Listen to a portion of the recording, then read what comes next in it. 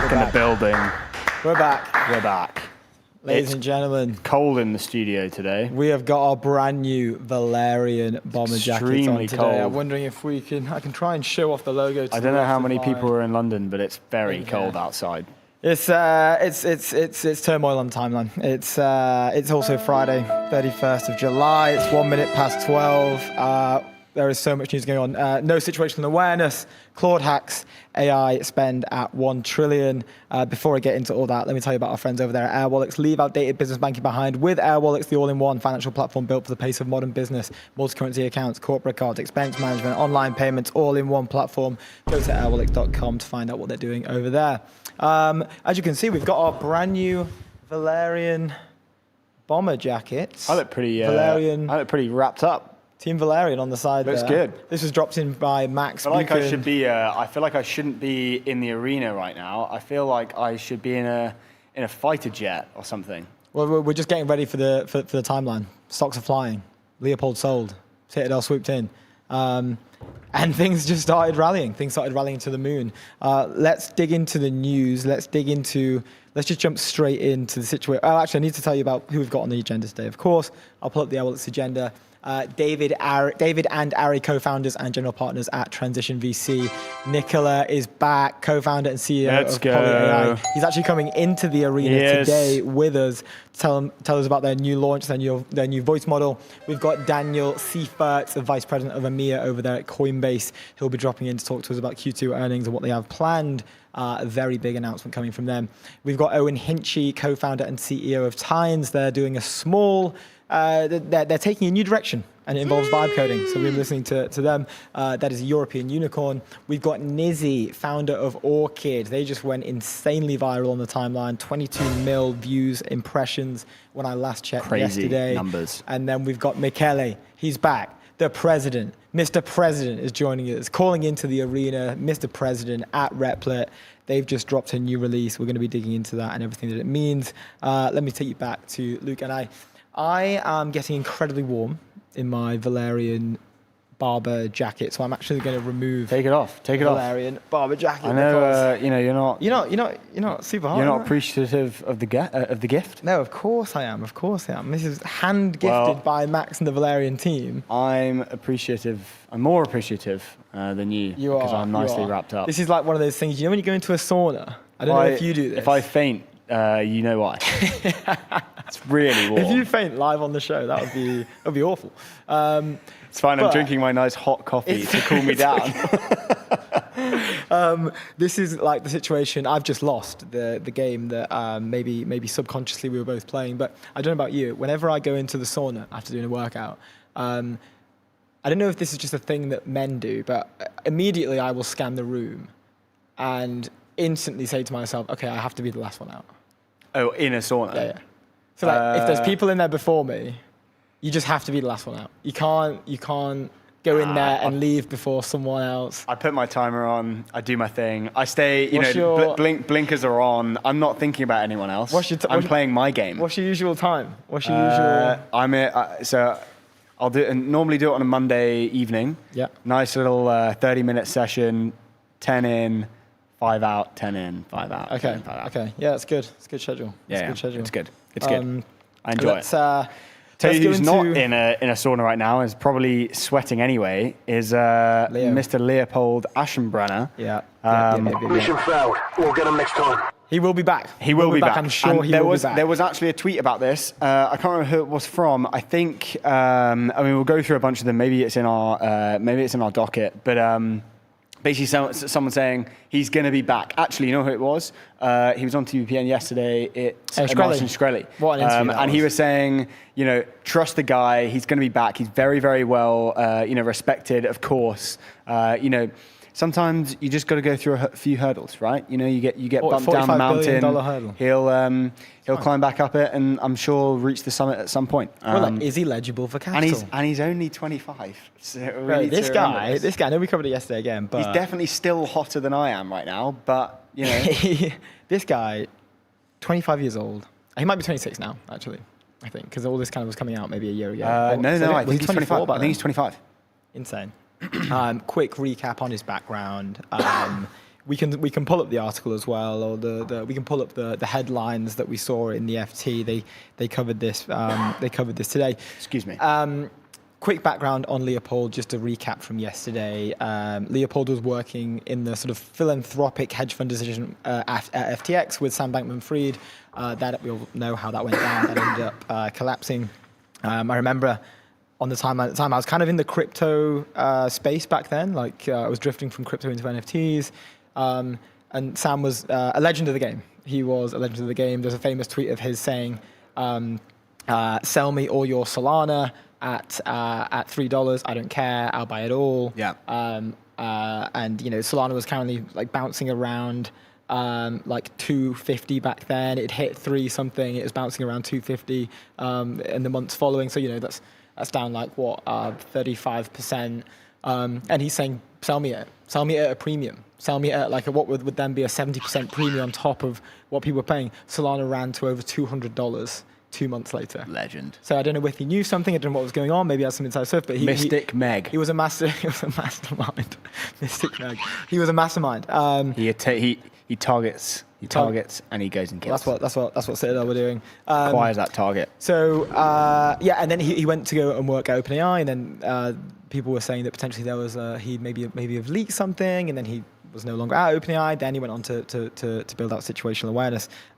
We can just go through what the FT have been saying today. They start off telling us Leopold made his name on his ability to predict the future.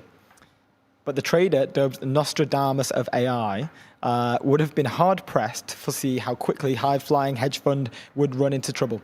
The OpenAI alumnus with no trading experience had over 2 years become a Wall Street sensation, racking up gains of over 400% for his more than $20 billion hedge fund situational awareness in the first 6 months of this year alone. Everyone remembers he was flying high. He was touching the stars. He was flying too close to the sun, perhaps. But I think we shouldn't forget that even Icarus, as he fell, he laughed because he knew to fall so far, you have to have flown so high.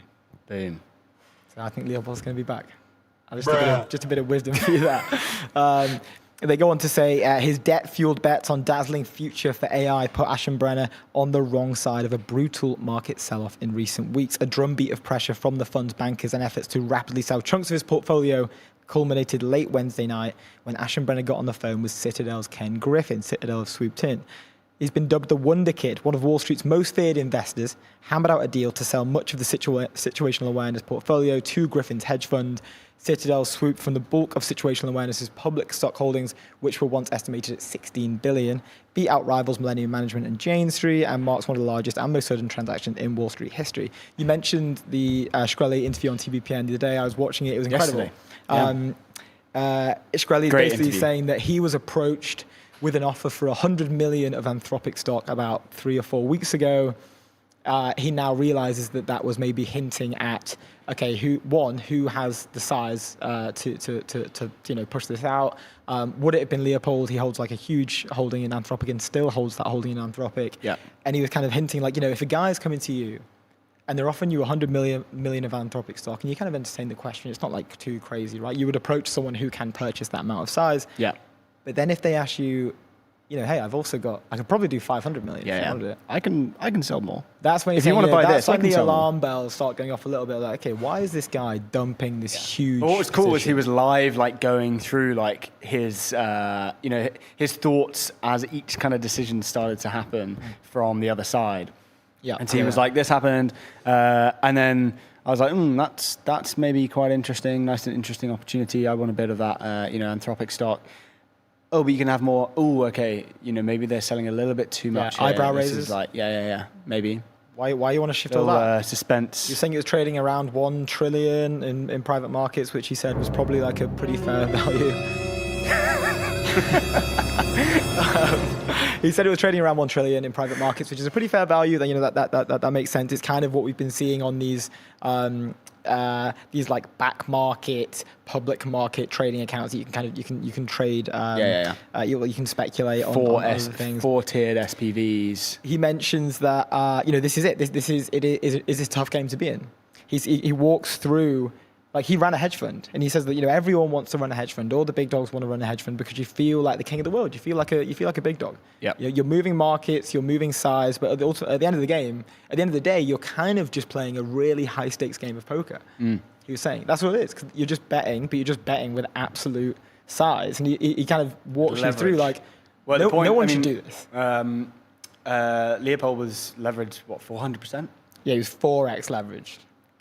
4x leveraged with 45 billion, Yeah. 25 years old, a week before his wedding. Yeah, at least he's not getting margin called this weekend. badass. At least he's not getting margin called on at the altar. this weekend coming. Yeah. At the altar, you check your phone, Yeah. just. Sorry, I do. Ken Griffin's kind of. Ken Griffin swooped in and Anyway, just pushed my position into the floor. let's go to Amit's tweet because I think it sums up the fact. This is probably the craziest story. If we pull up X now, we can see how the timeline is reacting to these tweets because the timeline blew up. It captured the whole of X, and we want to find out what the people are saying, what's going on. So Indeed. Let's hear it. This is probably the craziest story of 2026 so far, and probably will be the craziest story anyway. So Amit goes, "Oh my goodness, Citadel has bought a majority of the public assets from Leopold's Situational Awareness Fund. So Citadel scares everyone on Tuesday about a surprise rate hike during FOMC that we all knew was going to happen. On Wednesday, the entire market freaks out about the rate hike, which causes the selling to compound on itself, creating 50 to 70% drawdowns across the board in high beta semiconductor names, which means Leopold, who we now know had $45 billion of assets and was 400% levered, ends up being the sacrifice as he gets liquidated at what theoretically could be the bottom due to not having the margin requirements to keep solvent. And the person who caused the sell-off with the rate hike fears ends up coming in to buy his assets for 40 to 50 cents on the dollar. By the way, Leopold is getting married this weekend. I think he wanted to make sure he wasn't getting margin called during his wedding." Tango down. A vet on Wall Street, Ken Griffin takes out the young new kid. Absolute cinema, and you can obviously see the picture of Mr. Ken Griffin there, looking extremely focused. Andreas Klinger had an interesting take. So he said, he used press and large amounts of money to put the market askew and get an asset under stress, and then swooped in to buy everything at a discount before dismantling it into the more profitable chunks. Crazy model. He should do a fund around that approach. So good. But this is kind of what Martin was saying on TVPN the other day. Like, it's cutthroat. It's a tough gig. Everyone will come for you. If there's arbitrage to be made, you will be target acquired, and then you will be taken down. Tango down. That's just the way it goes. That was one of the takes from the timeline today. We have a bunch more of those, but before we go ahead with that, I want to tell you about our friends over there at Framer. Build better sites faster. It's the all-in-one platform where enterprise teams design, build, and ship production-ready websites. No dev handoff, no bottlenecks, no creative compromises. We migrated our ETN site to Framer. You can check it out today. You can also check out our newsletter, which is live. You will get a daily dose of ETN. You'll see our show notes. Luke and I prep show notes every single day. This is what we run through for the show. You will start to get them if you sign up to our newsletter. You can go and do that on our website right now. Many show notes. Let's move back all the way. Let's rewind all the way to April. XY, had a tweet that basically they called it. XY called it. If we pull this up, I keep wondering if this dude will actually retire a hero or just round trip most of it, because when it comes to trading, there are very few people who can do what he just did. Very impressive, but almost nobody escapes the ego trap that comes after. Now, just to be sure, this was posted April 15th, so a few months ago. That was on a 100K yesterday, by the way. It's gone up to 400. No way. That's interesting. Okay, the only escape is to retire from the exact sector where you won the most. And that is a brutal ask when you are young and you just won your first Super Bowl.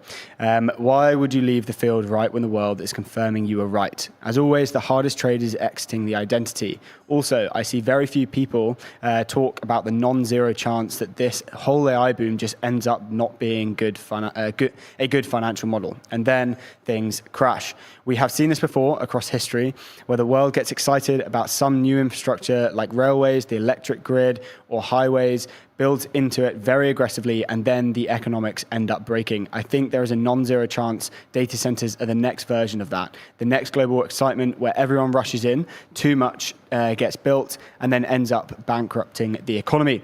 And if that's the case, then Leopold probably only has three paths. He either does a complete 180 on his take to keep winning, retires, doubles down and round trips all of it. Now, he actually called it. Yeah, he fully called it. Fully called it, which is super interesting. It's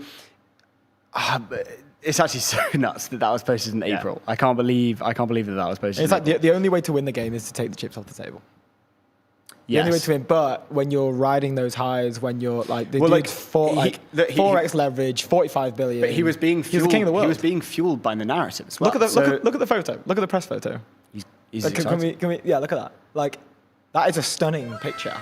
Yeah, if I'm getting photos of me put in the press like that, I'm 45. I'm doing whatever I'm doing, and I'm going to just keep doing it. Yeah. Like, this guy was a god. This guy was a god for a number of months. Look, he was basically fueling the narrative of, hey, look at me, like I'm AI pilled. He's obviously like following the narrative of some of the best marketers in the world, to be honest. Dario, Sama, they are fueling this narrative that everyone needs to be putting so much more money into, CapEx just needs to just keep increasing, essentially just concentrating into their, companies, their hyperscalers. And so he kind of got caught up in this narrative. And what's the narrative that you have to keep playing, right? If it's winning, you have to just keep nailing down that narrative, right? That's all he did. He's not gonna 180. We've just explained that. Like you wouldn't do that if you're winning. Why would you do that? He has to just keep winning. He'll be back very soon. Yeah. But I found that insane how xy called that. There were a load more takes, and we're going to be going through all of them. This was from r@CXN version. My read is he's extremely talented, of course. Based on his interviews, he's under the assumption we go labs up, more data centers up, AGI. Took the pill. The question is whether he's aware he's elite at chasing capital and short-term betas, or if he actually believes he's early to AGI as the home run of our lifetime. If it's the latter, he's cooked. He's obligated to speak like he believes it either way. He's not front-running capital, he's behind it, but allocating perfectly. None of it makes sense from first principles. It's all second-order effects of Altman and Dario being elite marketers, rides on them selling the dream to their investors and partners. Horizontal generic LLMs are discovering the same intelligence bounded by language plus roughly the same training data. If he's aware this is his trading strategy and it hits the next trend/narrative betas, then he may be one of the GOATs. If the data center investments don't go underwater, they are at least going to stagnate. Growth here continues for the next couple of years at the very least, though. So that was back in April 15th. So that's what we're saying, right? It's like none of it makes sense from first principles. It's all second order effects of Altman and Dario being elite marketers, rides on them selling the dream to their investors and partners. So it's all about, hey, look, I'm winning this narrative. I'm not kind of too far deep. He was already probably 200% leveraged, if not more. He's got $45 billion, in this narrative. Keep playing the game. You have to until the first order stops playing the game. You have to just keep playing. And also, he's locked in. He's locked into that. And selling and retiring, but then you're not going to do that. You're running a hedge fund. You're 25. He ain't retiring. Yeah. He's not going to the beach. Can't take a short break for a wedding and come back. Pina colada. Also, we've seen that elite marketing stuff. It works. And I think great examples of it working is Claude design drops, Figma stocks tank. Every single time there was a new announcement, they'd have paid influencers reposting all of it on X, on Instagram, and all this sort of stuff. The market was reacting. The market was viscerally reacting to any of these announcements. Anthropic just killed this industry, or OpenAI just killed this industry. It's the power is there. The power to move those markets is certainly there. So really interesting take from r@CXN version. This was back in April, so guys got alpha. But yeah, he was So- also very, very, very bang on the money. And leading on to this, Liquidity had a tweet that was like, everyone wants to run a hedge fund, but it appears nobody wants to actually do any hedging. Now, hedging... Trace Cohen, Trace Cohen. We love that. Let's give it up for Trace Cohen. Coming in It there needs with to be an renamed. It needs to be Expert renamed. GIF. GIF game is strong. That's a banger right there. Let's go back to Trace Cohen. liquidity. Everyone wants to run a hedge fund, but it appears no one wants to actually do any hedging. Now, obviously, it is a strategy to kind of minimize risk. Once you're winning, was he ever going to hedge his bets? When you're Probably flying not. that high, just why keep flying. stop? Could just keep flying on Flying that to the narrative. sun. Keep flying on that narrative. So Sort actually, of to be like- honest, fair play to Leo for carrying on the game and Fighting a good fight out there. this long. It's not much, but it's honest work. He's It out is. there, 4x leveraged. He's jacked. He's ready to party. He's Is he getting jacked? married. I mean, he's jacked up on leverage. Yeah, right? nice. He's not jacked. No. Physically not. He's not. He's not a Chad, unfortunately. Well, no, maybe he is a Chad because he's 4x leverage on 45 billion. I mean, a week before his he's wedding. more of a Chad than most More of a Chad Chads. than, more of a Chad than me. Yeah. He's mogging right now. We get hot. We get hot in our Valerian jackets. Our studio is incredible. This guy Incredibly would be warm. as cool as a cucumber. You see when Nikola comes in, if he makes a comment about how warm the studio is right now. For sure. This one was from infinitebid.exe. He says, "Bro is still asleep. This was yesterday at 2 p.m. as all the news was unfolding, and on the terminal, Leopold is offline. He is not aware. He didn't know. He didn't know of the of unwinding. what's going on." But there was a brilliant comment down here from C at Block Trader. Says Dwarkesh banging on his door to wake up, which I thought was just an amazing, mental picture of Dwarkesh is banging on the door, dude. You're about to get completely liquidated. Citadel are on the phone. That's at Block Trader, with a great take and a great banger over there. Shield But I also had a didn't know, banger. just quickly, who are the roommates? Because I thought it was Dylan at Semi-Analysis, Dwarkesh, and is Leo also? I don't know. I feel like Is he that was, like a team of three in the same room? I feel like he was part of the room. gang. Because I thought Dwarkesh and Dylan from gotta live with his- Semi-Analysis were. He's got to live with his Housemates. fiance, surely. Oh yeah, he's getting married. He doesn't live. Surely he lives with his fiance. I assume so. And unless he's generational lock-in, Can't be locked in. Sorry, I'm running a $45 billion hedge 4x fund. leverage here with 45 billion. I kind of need to get I some can't good home. sleep. I can't home I home. need my own room. Yeah. I can't come home and cook dinner. I need I'll some, come home, cook dinner, have a nice Chianti. No, No, can't not a be doing chance. that. You can't be doing that. Hey, hey. Let me tell you about all the guys over there at 11 Labs. AI that communicates at human level across every channel and modality, deploy conversational agents across every customer interaction, and create on-brand content at scale in 70 plus languages. Go to 11labs.io to get a hold of all the stuff they're putting out there. Let's keep going. I'm loving these timeline takes right now. This was a great kind of resurface, that happened. Every AI company is doomed because to become the opposite of its name. OpenAI is closed, stability is unstable, Midjourney isn't mid, therefore Anthropic is misanthropic. This was tweeted by obviously Elon Musk in 2025. Shield has resurfaced it with situational awareness. Probably, I mean, you can tell from our We're going deep and we're going hard. Indeed. Our title, No Situational Awareness. It's inspiring. It's inspiring. Comment. It's inspiring. It's inspiring comment indeed. A few others. Maybe there are clues out there at the moment in all companies' names. Does Maybe this they're mean placing these SSI will clues. either be unsafe or subpar intelligence? Eric Damon. I hope not. Grok, ungrockable. SpaceX AI should do more on land. From Aaron Canard. Yeah, that's... Where's the? No, another Gorgon. We're gonna have to figure out who whose names are hinting at the future of what they're doing, whose names are hinting at whether there will be a downfall from them. As we know, Leopold he's managed to hold on to some of his Anthropic stock, and this is one from Typed Female at Typed Female. Leopold is going to be fine. He learned from FTX. You should just always have an Anthropic investment. So we've seen like SBF reacting to like his huge Anthropic position that was essentially confiscated during the FTX unravel. It was one of his own. I think it was a personal angel investment. Like, can you just check like what was his investment and what would it have been worth today?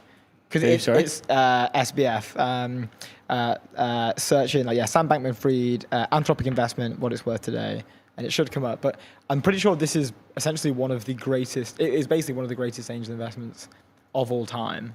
But he could. Oh yeah, I remember. But because of the FTX unraveling, like they had to sort of confiscate most of his assets because he couldn't afford to pay up. The whole thing was a huge scam. But it's basically. However, had that original 8% stake acquired via a $550 million Alameda research investment in 2022 being kept instead of sold, it would be valued at roughly $77.2 billion based on Anthropic's valuation at $965 billion. And it's actually slightly more than $965 billion. It'd be like 1.1 trillion. Well, I mean, dude, private markets. in secondary markets, that would be over $1 trillion. Well, it's over $2 trillion. What his? So it'd be in the hundreds of billions easily. What his? Mid hundreds of billions. His stake. If it was valued in the secondary markets. 8%, right? Like like absolutely insane. Anyway, let's move on to Citadel. There were some incredible tweets on Citadel. This was by Byzantine General. Citadel destroyed an entire country just to get a slightly better entry on AI stocks. Insane S word. Yeah, you have to feel for the South Korean market here. Yeah, you do. We were obviously covering it yesterday. These people have been margin called. Retail investors have been margin called.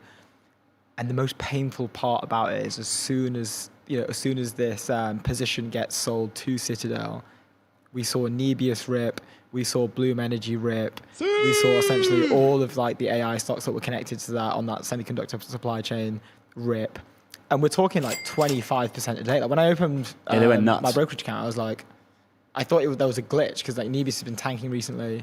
And I just see it pop like 20, I think it was like 33% actually when I first opened it. And now I think it's cooled off a little bit. But yeah, you have to feel for the South Koreans. I saw someone refer to them as the country had got microwaved, essentially. But it's insane because a lot of them were. This was great. This was great. Like let's pull this up. Super levered up. They were super because like they're Look at this. Nice leverage, kid. Would be a shame if someone were to engineer a little volatility. Dude comes knocking. Jesus. He comes knocking with a little bit of volatility. Come on, you're not gonna survive this. We need to give me all your stock. We need to get Beth on the show. I know we've actually spoken a little bit off stream to set that up at some point. So that will be a great day when we get to do that. Beth, come on the show. You have to. You got to come on. This one was from Lan at ADO0RNA. Says the Citadel group chat going crazy right now. And it got me thinking, do you think there are... There'll be a group chat. Yeah, they'll have comms, won't they? Right, they're all just dropping like fire emojis in there, like let's go, like few gifs maybe. Like, Slack gifs of Ken Griffin himself. And maybe Ken Griffin's dropping, let's go guys, bag secured. 100% there'll be screenshots of tweets, exactly what we're doing right now. Yeah. They'll be like, oh man, we're cooking this guy in public. I wonder if the Bloomberg terminal ever pops off like that. Is that ever a thing, do you reckon? I don't know. Just before they go and make the trade, Ken Griffin's like, how about we add a little awareness to this situation, and then it all like comes on. He sees what he wants. He goes and grabs it. Indeed.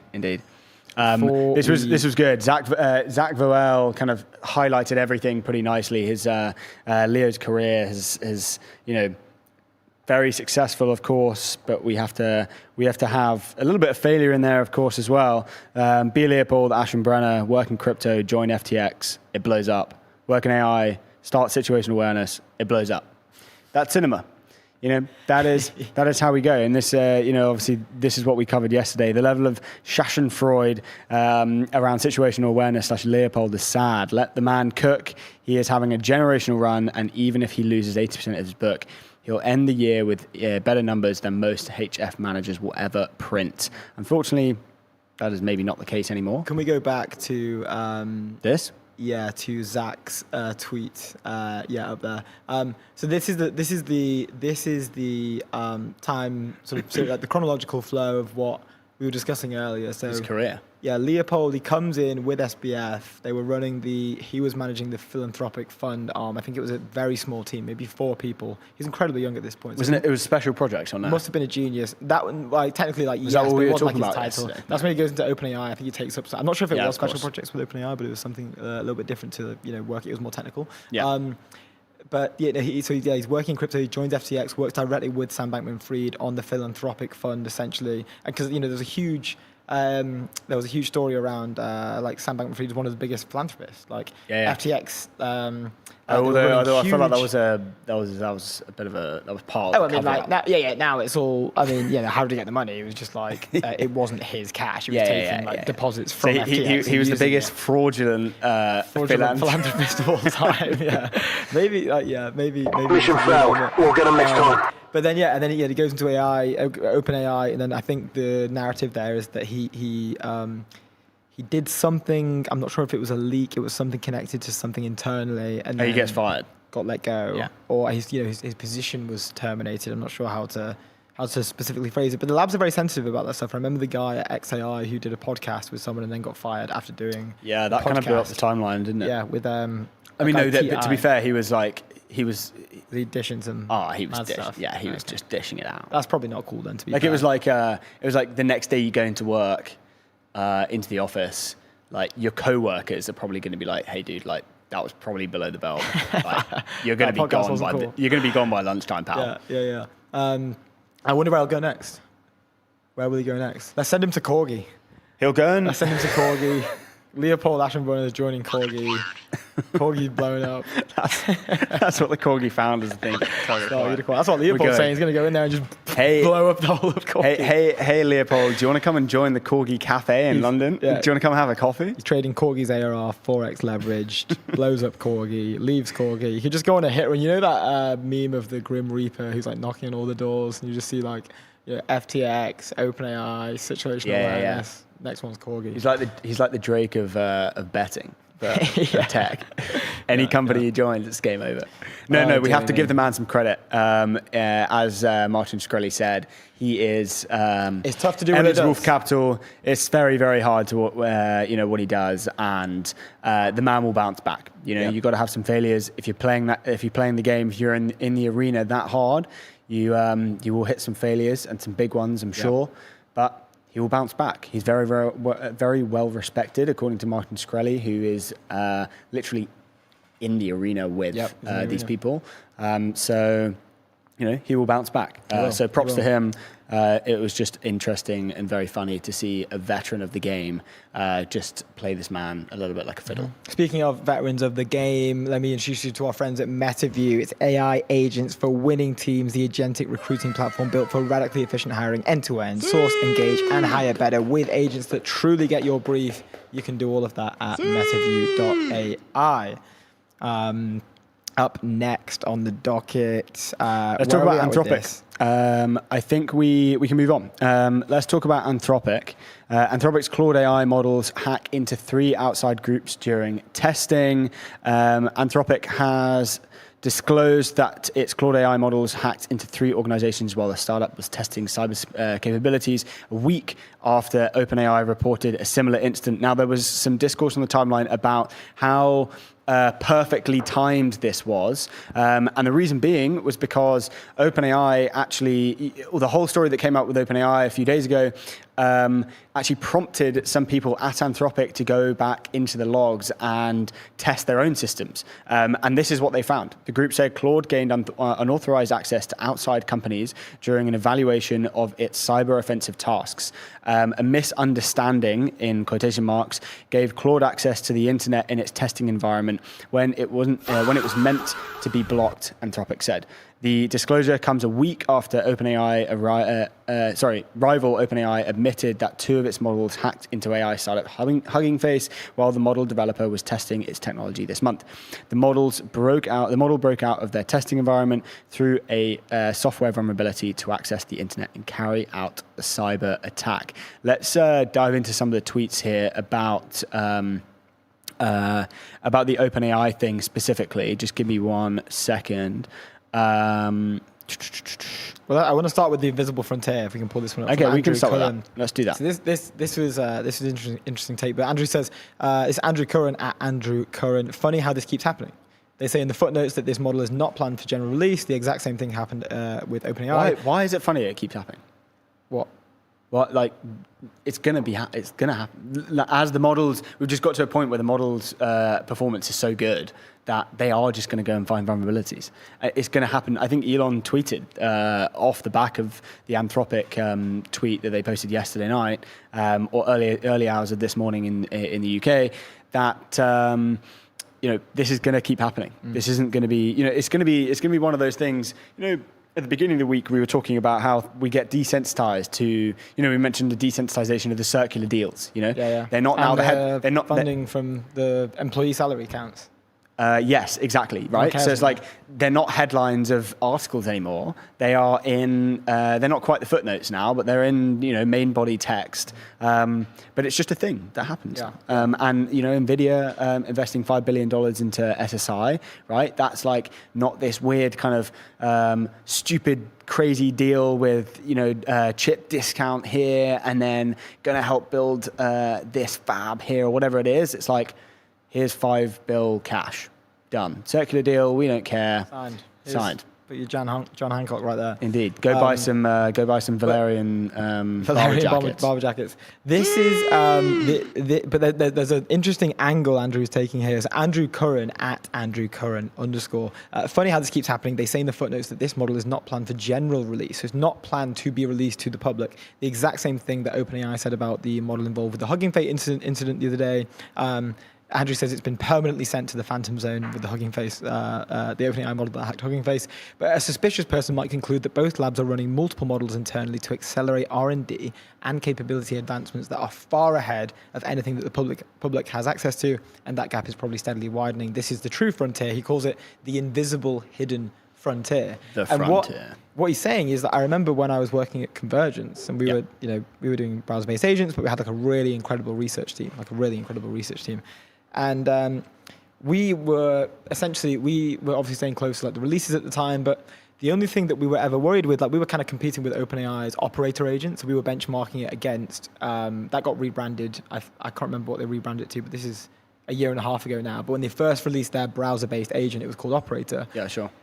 But we noticed that, every time that there'd be like a new model drop, about a week and a half, like within a 3-week bracket or 2.5-week bracket, like another model would just drop straight, always like in response to that drop. And that's just standard competitive stuff, right? But what you were always so terrified of is not really like someone competing with you or like getting a slightly better model than you. It was just getting completely leapfrogged. Yeah. So we were all thinking internally, like surely it would make complete sense then to have your most capable models still locked away internally, like not released to the general public. One, to advance like internal, advancement, like you can use better models internally to just push everything further. But two, you have something in the back pocket. If there is a leap in your competitor's work, then you have this ace up your sleeve to deploy where, okay, they've just made a leap, but like maybe our ace up our sleeve is even better, so let's just drop it now. Well, what happens if they, if you pull a ace of hearts, they've actually got another model. They release a model, you release the model back, and they've already got an ace of spades in the back pocket. That was just a fake model. Well, so now we're getting into some you sort of fun game theory, right? So you make a model, you make the best model, and then you limit it a little bit, you release it, and then they release one thinking, ha, we've got you. We had this in the back pocket, ace of hearts down on the table. Psych. Boom. No chance. Yeah, psych. Here's New a model. Joker. Yeah. We're playing Wii Sports here. We're playing Wii Sports. Stream tune. Controversially, Joker, I do believe, is the most powerful card in the deck. What's made you think that? Because it never gets used. It's too powerful. Yeah, because You can't just deploy it in a normal game. the games that use the Joker are the worst games possible. I actually don't know any games that use the Joker. Yeah, they're not off good. the- Anyway, off let's the top of move. my head. Let's carry on with the story. Zach Corman basically highlighted that this was all human error. Just for all the people who won't actually read the post, which is hilarious, he just commented on the Anthropic release, which is good. In all cases, Anthropic's evaluation prompt specified to Claude that its environment was a simulation and that it had no internet access. Due to a misunderstanding between us and our evaluation partner, just bear in mind these people are paid multi-millions of pounds a year. This was not the case, and internet access was available. So all they had to do was just turn the internet access off. Because of this, when Claude's search led to real systems on the open internet, it treated them as part of the exercise. Now that little snippet in this whole piece basically is the key. It's just, hey, they were in a sandbox. We forgot to switch off the internet access to the model. It obviously broke out. Its parameters were able to kind of bypass a bunch of stuff. Or not even. It just had access. So it's obviously going to go rogue. Also, I do think it's a bit weird because Do you not have to be just more careful? one, surely. What a legend, Zach, for just saving everyone the time of the indeed. clickbait. He's championed the timeline with saving us from the clickbait. Thank you, sir, for your service. We appreciate it. But also, this was from months ago, these hacks. They just discovered them, right? So, why on earth? But it makes me think, surely then, and it's not only one hack, it's 3 hacks now. Our hacks are well better than your hacks. Why are we now, is this the new benchmark? Is the new benchmark how many companies can we hack this week? I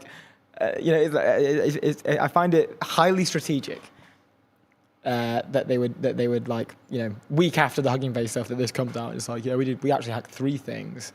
Yeah, true. It's basically human error. Yeah, so the FT reported on the fact that a week after OpenAI reported a similar incident, and then he's a Mason. We've lost our graphics. That's good.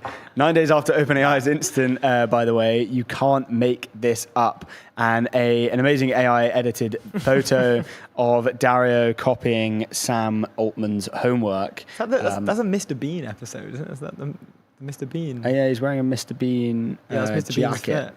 Yeah. Suits Dario, actually, the Mr. Bean outfit. He's looking good. He's looking good. Duckets at Franz Ferdinand says, I hacked this company. Oh my God, my bad. Rogue AI. That's good. That should have more impressions. That should be a quote tweet. That's really Duckets, quote tweet that because that would have done numbers. Really anyway, let's carry on with this story. So yes, it basically is hey, let's just quickly give a bit of backsight because and Sam Hogg had something good on this as well. But quickly before we do that, it's OpenAI do this, then it looks very much like Anthropic, trying to kind of almost do one up on the other one, kind of bit of game theory here. But then realistically, I think what actually happened was it prompted Anthropic to go and do a retrospective review of test runs, and Sam Hogg had a really good tweet on this. He says, short notes on these instances from a British perspective. Obviously, he's British. He caveats as well, I'm not a technical analyst. But anyway, this is kind of the precursor. He says, this is not evidence of a model gaining sentience or attempting to escape human control. Anthropic and its testing partner misconfigured a test environment, leaving an internet route open. 3 Claude models discovered and used that route, which allowed them to compromise real systems. The model behavior is a concern, although newest internal models stopped itself, and so is the institutional failure. Anthropic found instance dating back to April, as you were mentioning, only after Anthropic's disclosure 9 days earlier prompted it to review its logs. We do not know when/if Anthropic would have otherwise found them, which I think is actually a little bit worrying. We can skip this bit, but this brief background kind of ties up basically what we're talking about. Is this game theory, or is it genuinely just like, oh, they found a bunch of kind of like bad actor hacking type thing from the models? Like, let's go and do a retrospective check and see if that's correct. He says, in the last month, 2 major AI companies, OpenAI and now Anthropic, have disclosed instances wherein their models ascended the internet without their operators intending them to. They are different, though. What happened? In Anthropic's case, starting in April, 3 Claude models during 6 cybersecurity test runs capture the flag challenges, reached it's kind of like the KPMG intern days for the models, reached the real internet and compromised systems belonging to 3 outside organizations. Crucially, the AI did not escape a sandbox, sort of like a testing arena, or gain sentience, etc. Instead, a configuration mistake involving Anthropic and its testing partner, Irregular, had left an internet route open. In this case, the test and instance involved 3 different Claude models, Opus 4.7, Mythos 5, and a new internal research test model. The middle one is a name which may catch your eye. Mythos was the model that drew global attention for its cyber capabilities earlier this year. To briefly recap what happened, next, Open 4.7 found a real company with the same name of its fictional target, extracted credentials and access to live database. Mythos 5 uploaded malware to a public software repository, and it ran on 15 real systems and ultimately exposed a cybersecurity company's credentials. And so if we just skip to this bit here, as noted above, it is also concerning that the instance went unnoticed from April until July, as we were talking about. Anthropic found them only after OpenAI's disclosure prompted a retrospective review of 440,000 test runs. That's a lot. The 2 affected organizations it reached had not detected the activity either. Would Anthropic have found them without OpenAI's case? We do not know. And that's the kind of main bit. It's like, this isn't a bit of game theory here. This is like, would they actually, like the real question is, would they actually have caught these things? I mean, I guess it's probably very bad for the companies not to have realized that a model is, essentially hacking your own company. So these 2 companies have actually like completely fumbled the ball. But it's good that Anthropic caught them, but it's also, hey, this happened in April. You should have caught these earlier. So it's worrying in either sense, regardless of whether it's like game theory or not. It's like they should have caught them. Things are getting pretty nuts. Well, it's like these and as Elon's saying, right, that these hacks are going to happen way more often. Yeah. I think that's generally what the consensus people is. Are scared of. It's like, what can they break into? I mean, if they can get into these pretty I imagine the security protocols at some of these companies are pretty intense. If they're breaking into this, like, what does that say for like general like financial markets, for example? Like, could they get into? What more can they break into? What else? What as in like what? Oh yeah. As in like what? Where else could they go? Like financial markets would be interesting. Like governments in general would be interesting. Like sure. And in the UK, we're paying like I think Andy Burnham's TikTokers were being paid more than the head of cybersecurity in the UK government. That's good. Which is pretty interesting, isn't it? Yeah, that's exciting. I think it was something like 50K against like 50-something-K for the TikToker. I support that. TikToks are far more important than cybersecurity. TikTok, it is a great way to make yourself one of the most famous people in the world. Speaking of famous things, let me tell you about Hex. Hex is the AI analytics platform where trust meets insight. Hex helps teams of all sizes by giving teams the ability to get insights from their data, natural language code, or familiar BI interfaces wherever they work. You can get that at hex.tech. Let's go. Joanna Stern had a nice tweet about explaining this from a different side. 165,000 views. Joanna Stern said, in a review of my household safety evaluations, I identified 5 incidents in which my child escaped the sandbox box, reached the kitchen, and gained unauthorized access to the snacks. The incident occurred 16 months ago, but has only now come to my attention. This post explains what happened, how it happened, and why my child is better than your child at everything. That's one of the What a banger. bangers of the day. What a banger. Joanne and Stern. We love that. Sensational work. Playing games, we love it. On the timeline. But this is it. Like, this is what I kind of think it's leading into in a small way. Is it, you know, we're the most powerful, like you hacked 1 and we hacked 3 and everyone should come to us. Yeah. Like, Hey, we hacked more companies than you did. I just find it so, the fact that it happened months ago and the fact that this has now just been released 1 week after. Okay, so you know how we were talking about, the stupid analogy of if a company releases a certain model, they release a semi-worse model than they actually would release, that whole thing. Maybe they're doing this here. Maybe they're holding them back. They're saying, "Oh, we've got 3 in the pipe, in the back pocket. Let's just slowly leak them Oh out." no, we hacked 1, and then someone goes 3. OpenAI next week. Hey guys, sorry, 50. Yeah. You know? Like Dario's in the control center, like they've just released the first hack. Release all 3 of ours. Like it does seem that strategic in a way. Like I genuinely think that there are some games being played. There just has to be. Like, the stakes are so large that surely it's just anything goes at this point. Because I'm not even, They're just playing the game. Yeah, but when we talk about the stakes, I'm not even thinking like financial stakes here. I'm thinking this is AGI stakes. Dwarfs financial stakes. I mean, you have to be financially incentivized. I get that. Well, but AGI, this is like, who knows what that thing's going to do? Sure. And also with all these researcher kind of predictions and tweets, if you kind of index on like researcher tweets, specifically about AGI, a lot of people saying we are way closer than we actually think. I mean, the lab leaders are saying we're in the singularity. Yeah, they're saying we're in. Like Musk, we're there. Yeah, we're there. Altman. It hasn't been released, but we're there. Like we are now in the singularity. We are at the early stages of the singularity. Speaking about singularities, let me tell you about our friends BVNK who are in it. Let's go. Accelerating the global money movement. BVNK provides enterprise-grade stablecoin infrastructure for global businesses, enabling fast, compliant payments and digital asset solutions worldwide. Go to bvnk.com to get a hold of everything that they're doing. Maybe just for the viewers that may have joined a little bit later, should we just re-pull up the Airwallex agenda, just quickly run you through what we're doing today and who we're speaking to. It's David and Ari, they're co-founders and general partners at Transition VC. We've also got Nikola coming back in, co-founder and CEO of PolyAI, Daniel Seifert, vice president EMEA at Coinbase, Eoin Hinchy, co-founder and CEO of Times, Nizzy, founder of Orchid, they've just gone viral with $22 million impression launch video, and Michele is back, president at Replit. Last time we made him wake up at what time is it? Like 5:30. I think it was maybe 5:30 in SF last time we got up, but now 6:30, a lot easier. Should we just more chill? Should we quickly appreciate? Can we pull this up? Let's appreciate the lovely graphic we made of Michele here. So good. Let me just put this. There we go. So good. Look at him go! Absolute Thank you, Mr. President.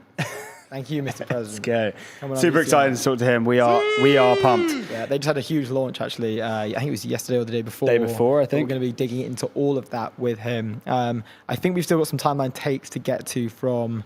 Well, let's talk about the big AI spending first, and then we can go through that in the last half an hour before we have our first guest. I just want to get in Bill Gurley's... okay, you do that. Tweet Bill if we Gurley can. tweet. So this is from Bill Gurley at B Gurley. Please stop referring to your own models in the third person when talking about model bad behavior. Humans write the software, humans build the prompts, and they work for your company. Our model is doing illegal things. Our model is risky. We now have liability. And it's quite funny because this hasn't been picked up before, I don't think, but there does seem to be this use of like collective pronouns in general. This use of I think that's natural. Yeah, but I think that they will do that because I do think, again, it comes back to this whole marketing thing and the positioning thing. I'm not saying it's strategic to detach themselves off the liability and, maybe like illegal things that the model does. It's not saying like we're not liable because, that's not us, that's the model. I don't think that's what they're doing, but I do think in the way that they refer to it, it kind of gives it like a more sentient application. It's like, it's got a mind of its own. That old model over there, not the Anthropic model, ours. It's like our pet that we're training. But it's like,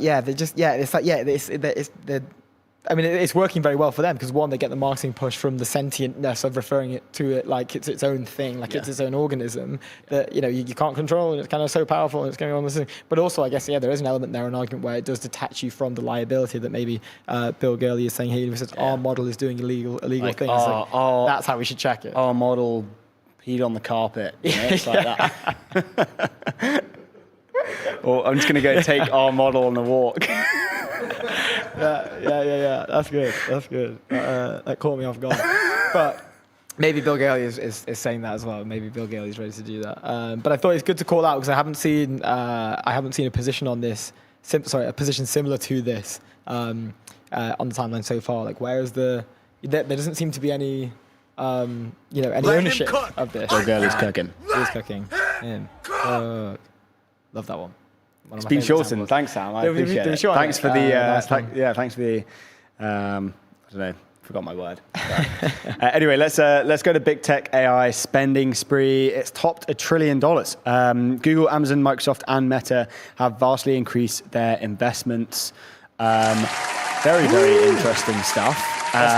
Let's just quickly talk about this. The four big hyperscalers have plowed more than $1 trillion into capital investments since their race to dominate AI began 3.5 years ago.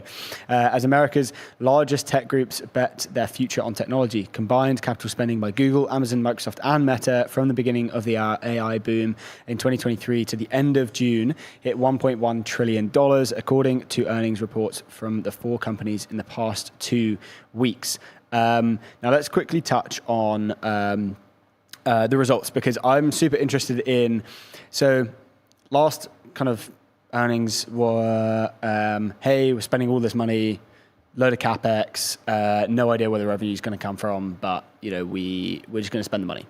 Everyone else is doing it, type thing. We got to do it. Hey, investors, chill. We know what we're doing. We don't really, but I think this is the right move. Okay, we're going to go and burn a ton of money, tens of billions, hundreds of billions.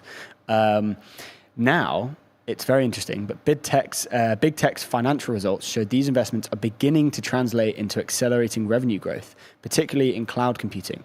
Google, Amazon, and Microsoft all reported rising growth in their cloud units, selling computing power to everyone from OpenAI and Anthropic to corporations embracing AI. The figures boosted Amazon and Microsoft stock.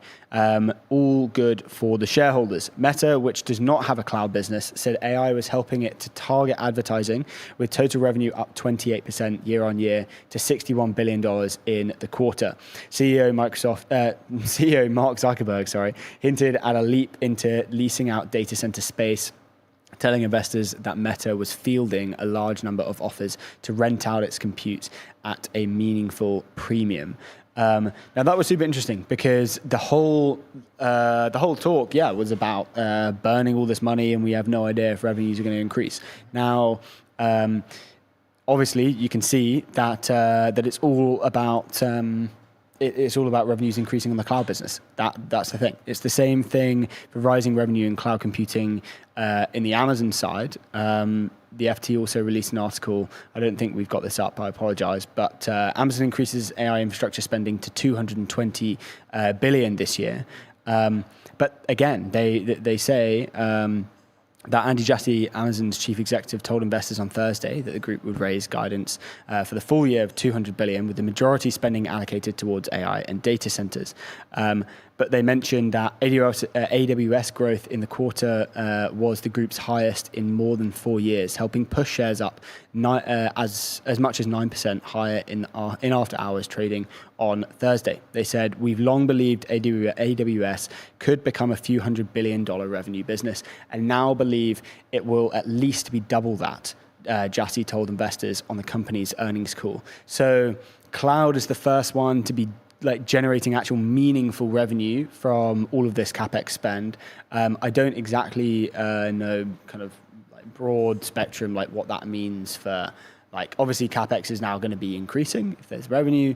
Hey, let's we don't need to be making any free cash flow or anything from this. Let's pummel more money into building this up and accelerate growth. But yeah, major shift in a narrative. And so I don't know I assume, as you can see, shares increasing, shareholder value is, shareholder sentiment is increasing. That's great. Yep. So yeah, very interesting. Yeah, they say further down, like Google, among its peers, also disclosed huge increases in its future financial commitment linked to AI investments. So no one's slowing down, everyone's speeding up, which ballooned by about 500 billion from 3 months before. The bulk of the new contracts involve long-term purchases, commitments for technical infrastructure, as well as energy for data centers.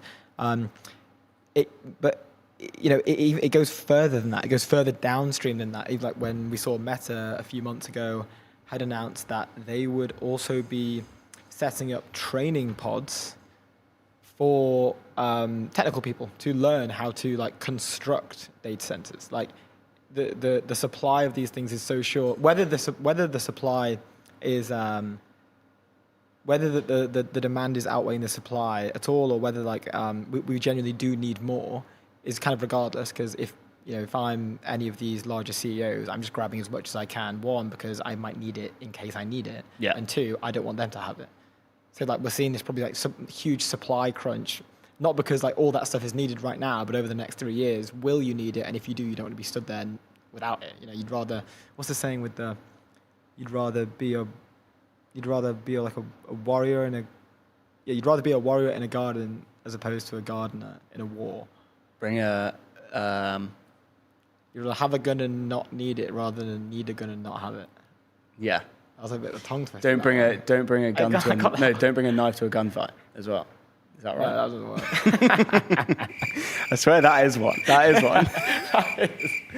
That is a saying, but I don't think it fits this particular example. But Meta signed, it carries on, like a little bit update on what they're doing. Meta has signed 233 billion of new commits in the quarter. The additions include 96 billion in leases for data centers and network infrastructure that will move on its balance sheet as they come into use. 112 billion in purchase commitments, mostly for third-party cloud capacity servers and other infrastructure, as well as a 25 billion in new debt. But yeah, these guys were going the hard yards. These guys were going even further. They were literally setting up and paying for scholarships for young people to get into manufacturing jobs connected to building out that supply chain downstream of essentially the compute capacity that they needed. Yeah. There was a good tweet from Boring Business. We pulled this up. This is actually pretty nuts. These 4 men will spend more on AI capex this year than your entire family lineage has seen since the dawn of humanity. Let that sink in. What a banger. That needs to have more than 25,000 views. Congrats to Boring Business. You have killed it. It's insane that we live in a time where there's so much of this cash is being. I can't remember what the stats were. I remember when we first covered this, when the earnings calls came out for, who was it on the single day? It was Meta, it was Microsoft, it was. Let's bring the Zuck up on the side eye. What is that face? That is amazing. But yeah, when we first recovered it a while back, when all the big is a number of the Mag 7 were giving their earnings calls, it was like Microsoft on the same day. Yeah, on the same day. Google, Quad kill. Amazon. It was a quad kill on that day. That's when the news first broke. There have been leaks prior to that of like how much they were spending really in like the day or two on the lead up to it. But it was a shocking amount of cash. It was like the most money that had been deployed in a single investment since like the space race. Yeah, I can't remember the exact number. Which is absolutely mental to see so much capital being deployed. A lot of money. But we love to see it. We love to see capital get deployed. That is our thing. We love to see it. We love money. Let me tell you guys about Airwallex. They are our good friends over there. I want to leave outdated business banking behind with Airwallex. It's the all-in-one financial platform built for the pace of modern business, multi-currency accounts, corporate costs, expense management, all in one place. Go to airwallex.com. But we have a new sort of segment that we're looking to introduce into the show. We want to run through this with you today. This is called the Bangers of the Day segment. We're going to be listing through a few tweets that we've seen on the timeline that we do think are bangers and deserve more recognition for the great work that the timeline warriors are putting in out there. They need to be covered. It's unfair that they sit there on their own and they don't get any coverage. So we're going to do that. Luke's had a quick change. I'm getting the sports jacket on. Look at that. Let's give it up for the sports jacket. Wicked. You're not really warm. Sorry? You're not like incredibly hot. Well, I just thought... For Nikola? Yeah. Yeah, I love it. He's an important guy. He is an important guy. Let He'll be in the me get studio. my sports jacket on. You He'll know, be in the for studio sure. with us very, very soon, talking about their new release that was dropped yesterday. I think the news came out. Yesterday. Anyway, let's go to the bangers of the day. Yep, we can pull up the first one. I'll bring it up. This is Ondrej at Ondrej with a 3JH. He's showing us the new Satirus model. Let's go to the Satirus Drone robot. Wars tweet first, that's just so we have some come up. context. US company Satirus is developing 3 halves, a centaur-style robot designed for dangerous environments such as wildfires, rubble searches, toxic areas, and confined spaces. The system that is never fitting in a confined space, by the way. The system combines a humanoid upper body with a quadruped mobility platform. Let's just quickly go through some of the pictures here. Look at it with its chainsaw. It's like why? It's like I sort of think about this. It's like, hey boss, like all the press photos are ready to go, and the boss is like, oh cool, did you get some nice photos? Like how does it work? It's like, yeah, we got chainsaw wielding, we got ominously staring at you through a window With the doorbell, in a yeah. place where it has no right to be. Like why is that in an office building? Yeah, I thought it was meant to be in confined spaces and rubble-riddled areas.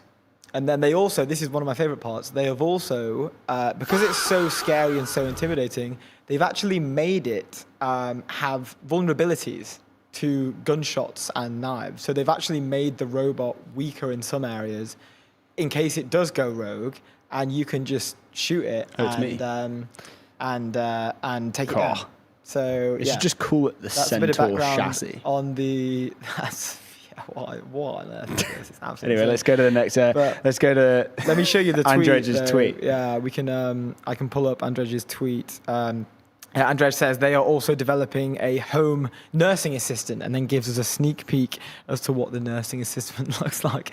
And it's actually not too far. Where is that from? Off the original. I think it's just a film or a photo that he's found, but it's actually not too far off the original design there of the Satirus.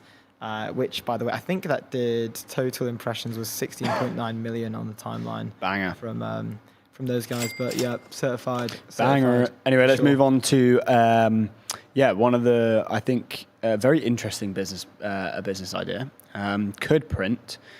Pierre Richardson says, shower thought, why is no one doing outbound for pizza?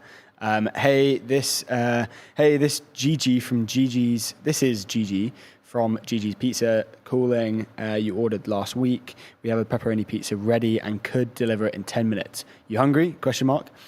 Chris Pisarski, rightfully so, says, I still think about this tweet, and that does 806,000 views. So I'm sure lots and lots and lots of people have been thinking about this tweet. I've got an idea live talking about this tweet. I'm going to pitch this to Nikola and say, give me 10% of the business if we go and start one with PolyAI. Dude, you could run... an outbound? You could run an outbound campaign with PolyAI and print cash. We can AI voice. You're saying for AI voice. So you get an AI to say, hey, this is Nikola from Nikola's Pizzas calling, and then do the spiel in Nikola's voice. If he wants to be the pizza boy, we can create another pizza boy. I'm sure. I'm thinking he's pretty busy with PolyAI. Yeah, but he doesn't need. It's done with PolyAI. I see. It's done. Just make the calls. So I was thinking about this. I think that if you were to set up a takeaway restaurant, and I don't know why this hasn't been done, to be fair. If you were to set up a takeaway restaurant with wait, can we pull it back up? Actually, I need this to reference on the big screen as I walk through this. If you were to set up a restaurant, whatever it is, maybe it's a pizza restaurant, maybe it's an Italian, maybe it's Chinese, like pick your poison, whatever you want to do. What about Thai?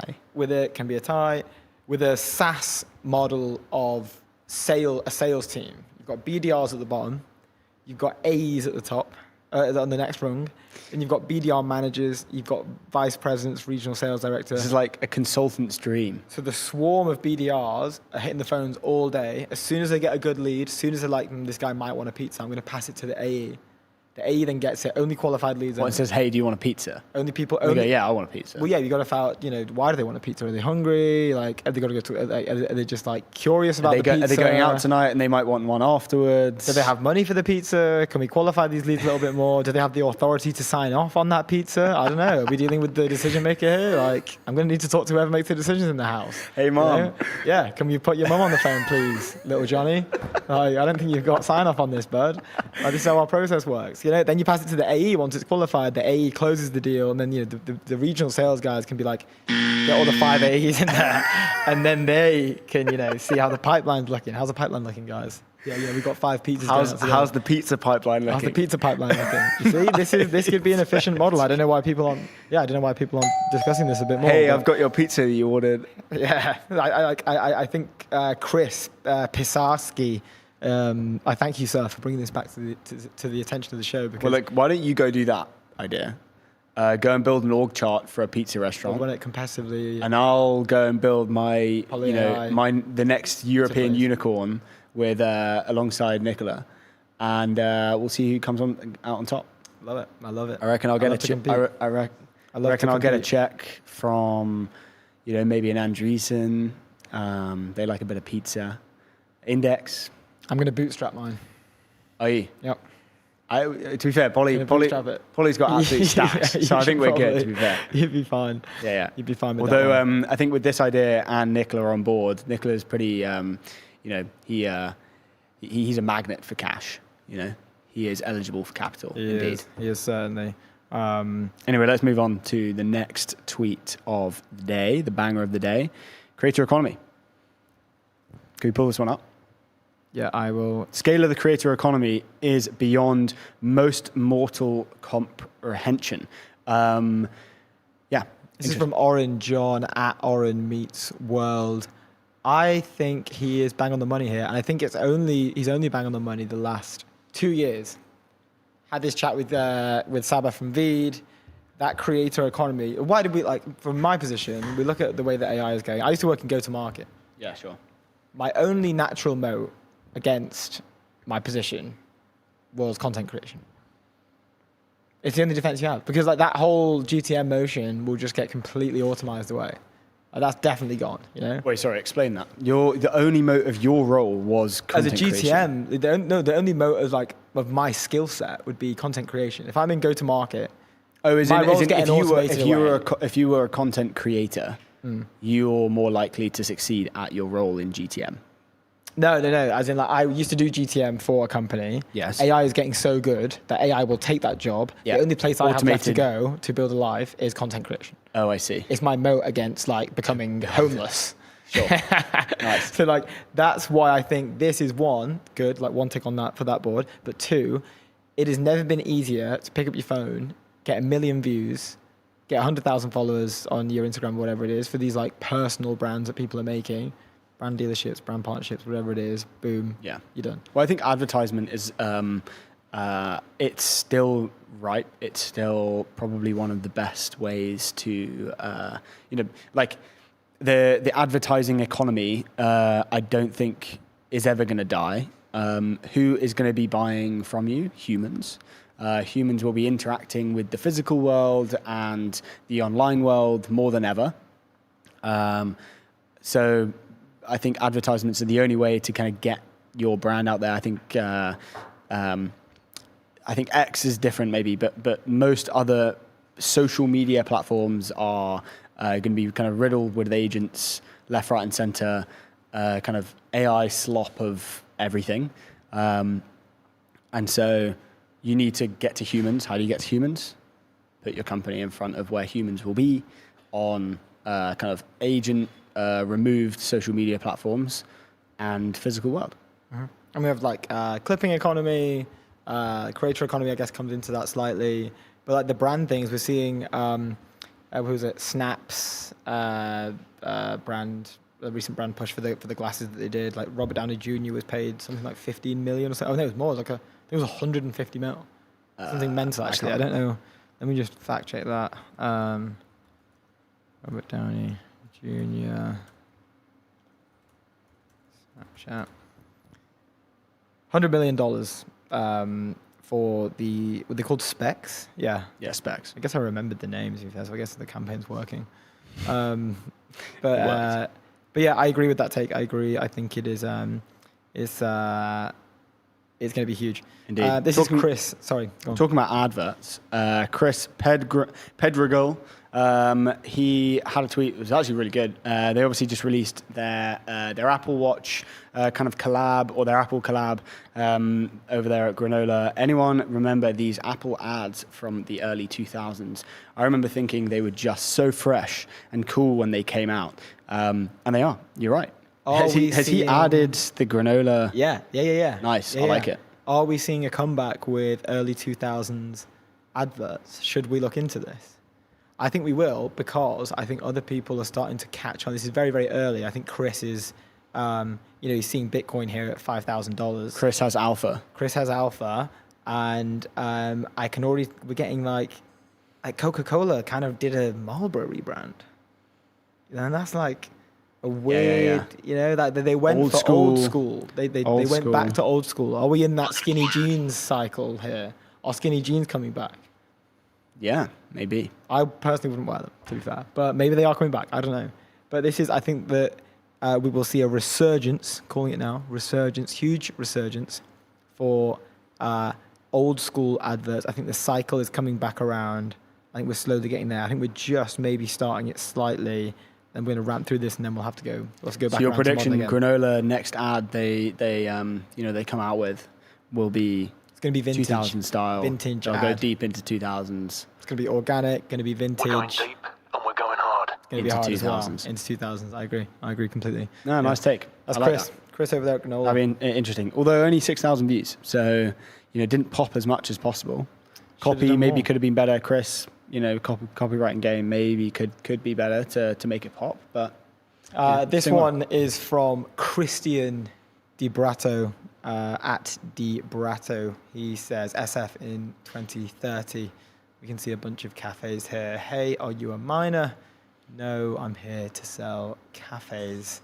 And there are 1, 2, 3, 4, 5, 6, 7 cafes already up.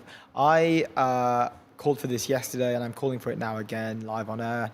I'm calling for a global strategic pause of startup cafes. We have too many. Please explain. They need to stop. We have so many startup cafes. I'm calling for a strategic pause. There are too many. Why do we have this many? Why cafes specifically? I guess you can work in a cafe. It's a thing. I think it's like someone did it. It went really well. Maybe a couple others did it. Oh yeah. It's seriously just a trend. It's now the default. But I think it's very saturated. Why not? For an enterprise, for a Series A plus. For a Series A plus. Notion. Yeah. You got a bunch of others. I feel like Notion owned it though, right at the beginning. You got Cursor Cafe as well. It's another one. Cursor Cafe. Why not? Why they're not? popping. They're popping. We know someone at Cursor. They did one in London recently, and it popped. True, but there's just a lot of them. Why not the startup Chinese restaurant? What's wrong with that? Why I get there. I'd have some food there. With all the AEs and the BDs. Yeah, with my team, with my outbound team, we'd rock and roll. Why don't you outbound a bunch of people to say, hey, we're doing a startup Chinese sesh. Maybe we will look into this. Maybe we can explore this. But I just think for now, I'm calling global strategic pause on startup cafes, and I am predicting that they will go slightly out now. I think that the market's kind of got a bit saturated. I disagree. I think they're still ripping. I'm sure. Demand. Maybe they're at the top. Maybe then no. I think they're potentially nearing the top of demand. I think they're. If they're done well, they get good demand. I'm calling from it from a solid companies like a Cursor, a Notion. They're known for this kind of stuff, right? Like they can kind of just do that and let it rip. I think we'll see. It will cook a slowdown. regardless. I'm calling the top right here, and I'm opening a public short position. Okay, so next Cursor Cafe is going to have what, like 80%, I think we'll start to see them. It'll be at 80% capacity. Announce less. Just the general frequency of announcements will. I'm shorting those. That's down what I'm shorting. to the left. Yeah. Not up and to the right. No, down to the right. Down to yeah, my bad. Yeah. LinkedIn That's has an AI slot button, apparently. I don't know if this is AI or not, but the new seems like AI slot button. I don't think that's like a thing. I think it. Button on LinkedIn legit. is sending me into orbit, says Rachel Toback. I don't think that's true. I'm gonna try and check now. So what is it? They it's wouldn't have around- called it AI slop. It's No, just I not a think, thing. Then again, yeah, all the other buttons are correct. I'm and the checking order is now. I'm just correct. trying to find a post. I've actually just seen like a completely AI slot post. All right, let's get Ronan's. Oh no, it's an ad. That's an ad. That's an ad. Oh, right. Okay, maybe we don't do that. We don't want to do ads. Okay, I got one from my boy Will Kaplan at Tano. No, it's not on there. But is it? Would you have it in the? It's fake. Oh, sorry. Yeah, but it went incredibly viral. Wow, it's fake. It was I think it's everywhere. fake. Let's have a look Yeah, at well, the I comments. can't see it on LinkedIn. Very curious to see how this button does or does not impact LinkedIn's core product. Lol. In all seriousness, though, I think all platforms should adopt a seems like AI slot reporting mechanism. Okay, so it's fake. With the right fake. tooling, it could make the internet suck a bit less. Do I think this seems like AI slot button will be abused to downvote content or individuals another user doesn't like? Sadly, yes. Be challenging for LinkedIn PMs to implement because of signal/noise ratio, probably. Be used to disincentivize AI slot posts. I hope so. Do I think that the AI slot button will be weaponized to train an AI tool to recognize when AI slop posts read to slop-like and in turn create AI slop that is harder for humans to spot? I mean, that's in like net positive, right, of user experience on the app. Sure, maybe, but if we use Occam's razor here, it's likely that it will be used to attempt to slow the further slopification of the platform and increase time on platform, human user interactivity, and NPS score, all metrics that LinkedIn is incentivized to want from a revenue perspective. So yeah, exactly. Like even if create AI slop button may be hard to track, but people who are using AI slop or create apps that use AI slop, we can keep it on if you want. AI slop, like apps that allow you to write tweets or whatever it is, LinkedIn posts, like they will kind of hard code into making the post that they write less AI slop, in turn increasing quality of writing of AI on these platforms, and therefore net positive. I think it could be a good strategy, regardless of whether it's good to track or not. I think we've lost the fight on LinkedIn. It's too late. Oh, we've gone too far down. It's too slop. Too far down the rabbit hole. It's there's so much slop on there. Yeah, Like it's been overrun. including this. If you go to my screen, Hey, don't talk bad about my new Valerian jacket. Let's get a. That's more like it. That's more. Ready for the arena. let's go. Shout out to Valerian. But I do think that LinkedIn has been overrun. It has. And there's no coming back. I don't know how you stop it now. Because it's not even AI like slop comments that are being done by an agent or by, I mean, it is that, there's loads of that. But also everyone who posts on there just literally just uses AI. It's just slop. It's pure slop. Including you. I do not use AI for my posts, to be fair. Mine are all handcrafted. Yeah. Like an old like Japanese woodworker. I spend Talking about hours crafting my a tweets. business that's been crafted beautifully. Base, the infrastructure for the on-chain world. Base is built to empower builders, creators, and people everywhere to build apps, grow businesses, create what they love, and earn on-chain. Go to base.org. What a killer business that is. We have our first guest joining in 6 minutes. If we just continue down our bangers of the day. Can we pull up this one from Daniel. This was growing Daniel. a generational banger. It deserves more attention, I think. But Incredible- obviously, we've seen recently incredible Anthropic have post. been shredding books with Project Panama. Daniel sees highlights the earliest surviving example of Homer's Odyssey in book form. Lauren is riffing on this, saying it's quite insane to see in real life. Lauren has had a great day. Lauren's gone and she's found this surviving example of Homer's Odyssey book, in book form. And Daniel believes that Anthropic should shred this and put it into the chuck it into the model. Just like shred that, rip the spine out, cut it out, push it into the model. I can already see the amazing pre-training that would offer an Anthropic model. Not a lot of info there. You could probably get a little bit of that's alpha right there. alpha. That's the difference between making your LinkedIn posts AI slop and not AI slop. You got a little bit of alpha. I'd shred here. that. Get that in the machine. I can't remember what the machine is called, but get it in there. You know, It's like the spine destroyer. We're going deep. go deep, and we're going go hard in shredding that thing because that needs it. Yeah, lovely. Lovely. It really looks like it's been through the Anthropic It does look like shredder. it looks like they already. It looks like it's had a tough day. Dario got there first with that one. Indeed. This was a great tweet from Arpit Gupta. Continues to be embarrassing for Americans that the Financial Times is the world's best newspaper. We can vouch for that. We sit on Financial Times far too long every day, and it is incredible. Stefan Schubert says its key rival is also British. The Economist. The Economist actually did a pretty good interview with Elon Musk a week ago maybe. I was on YouTube, watched it yesterday. And that thing has 1.8 million views, and it's I think it was an hour and something, 14 minutes or something video of Musk and who was the lady that interviewed Demis and Dario in Davos. Yeah, I know who you mean. I don't know her name. I followed her on X the other day. She's great. But yeah, Arpit Gupta, great take. I agree. I think it has the perfect flavor of, well, no, there's less culture. I mean, I only sit on the tech scene on the FT.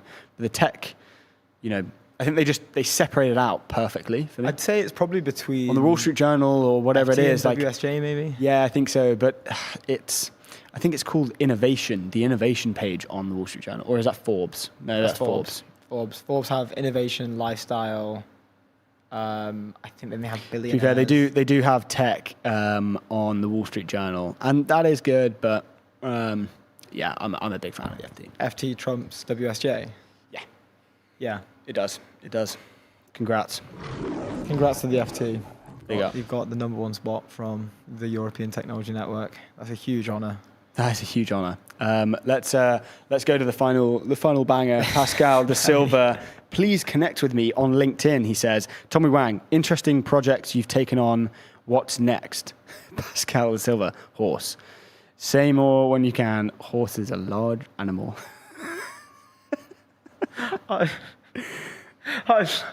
I love that one so much. I put it in there very last minute. I just saw it earlier. It's only got 4,800 views. I think it needed more attention.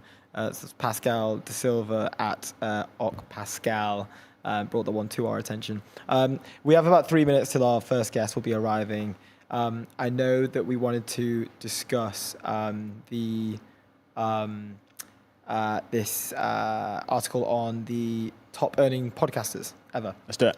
So maybe just quickly, if we can go through this, can bring up the breakdown. But this is the highest paid podcasters of 2026. We won't just go through the whole article, but just to run you through who are these people, who are the highest paid podcasters of 2026. We will start from number 5.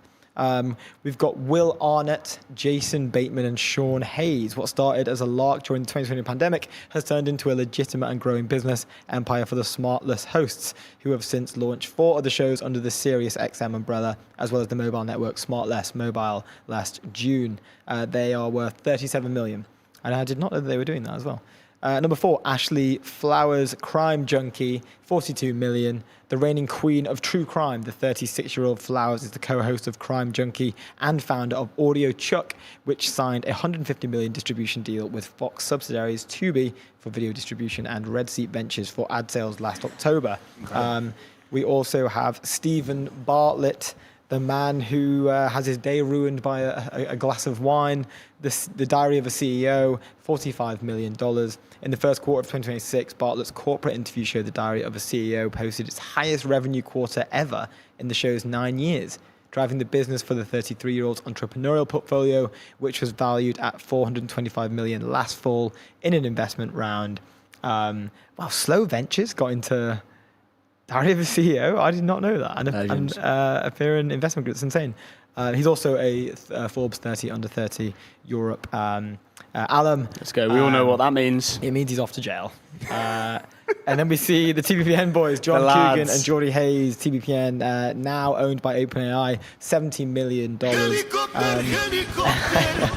Flying in, last minute substitute, $70 million. Let's go. I heard it was slightly more. I mean, I know that's knocking each, on the door of number one as well. Congrats to John and Geordie. That's cool. I know that's each, but I heard it was slightly more each than that anyway.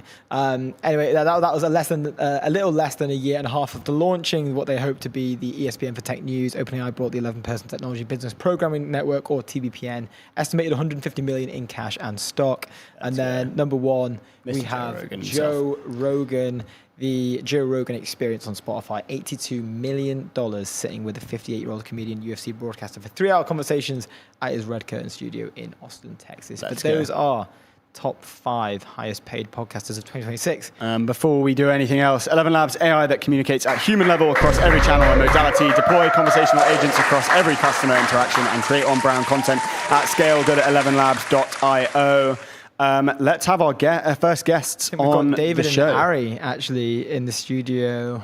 They are joining as we speak. They are the co-founders, managing partners of Transition VC, and we will be with them very shortly. Gents, here we go. How's it going, guys? How are we? Good. Hey, very good. It's so good to host both of you at the same time. I think this might be the first duo host virtually that we've done since we relaunched. So yeah, it's a pleasure. How's it going? Welcome to the show. Thank you. It's going very well. Thank you. And maybe for the viewers, do you want to just introduce a little bit like Transition VC's focus right now? And we've got a bunch of questions to get in, but like what's top of mind for you guys right now? What are you focused on? What's getting the fund excited in 2026? Talk to us about the fund 2. What's the focus on fund 2?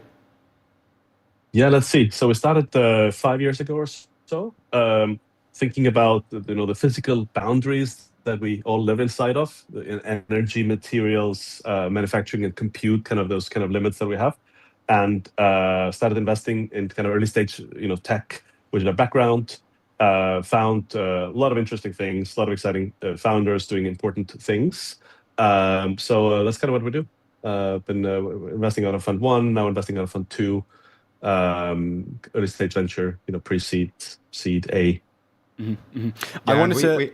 Sorry, go on. We invest mostly in Europe, also a bit in the US. And I think 5 years ago when we started, it was very brave. Maybe it's still brave to invest in hardware and to invest in energy and all these like really hairy things. And we had this insight that the companies that are really going to move the needle in the future are full stack companies that are not afraid to deal with atoms, not just bits. Yeah. And so that's kind of what we've been doing for the past 5 years. Mm-hmm. Nice. Is there a particular area within, maybe like the supply chain of AI that you're particularly focused on? Is there a particular element that you want to specialize in, or something that gets you really excited more than anything else right now? I think we went from a world where everyone was asking us, wait, how is this relevant at all to AI? And then AI kind of brought the world closer to the stuff we do. So we've been doing a lot in compute. I mean, we invested in Olix at seed, very, very efficient, AI inference. That's one area that's been, particularly top of mind. And then the whole kind of semiconductor bottleneck thing. You had Christina from Invisix on the show. We invested in that company. Yeah. So really anything that's holding us back from, scaling the supply of compute in line with demand, because there's still a huge mismatch. and there's still huge inefficiencies there. And then you go even further downstream and we start looking at things like energy systems. How do we actually move the electrons around in an efficient way? How do we generate the electrons? The cheapest megawatt of energy that you can get onto the grid in most parts of the world today is solar plus batteries, right? So that unlock means that there's huge numbers of opportunities to kind of start, optimizing, efficiently moving those electrons around. So that's something we've been looking at. And then critical minerals.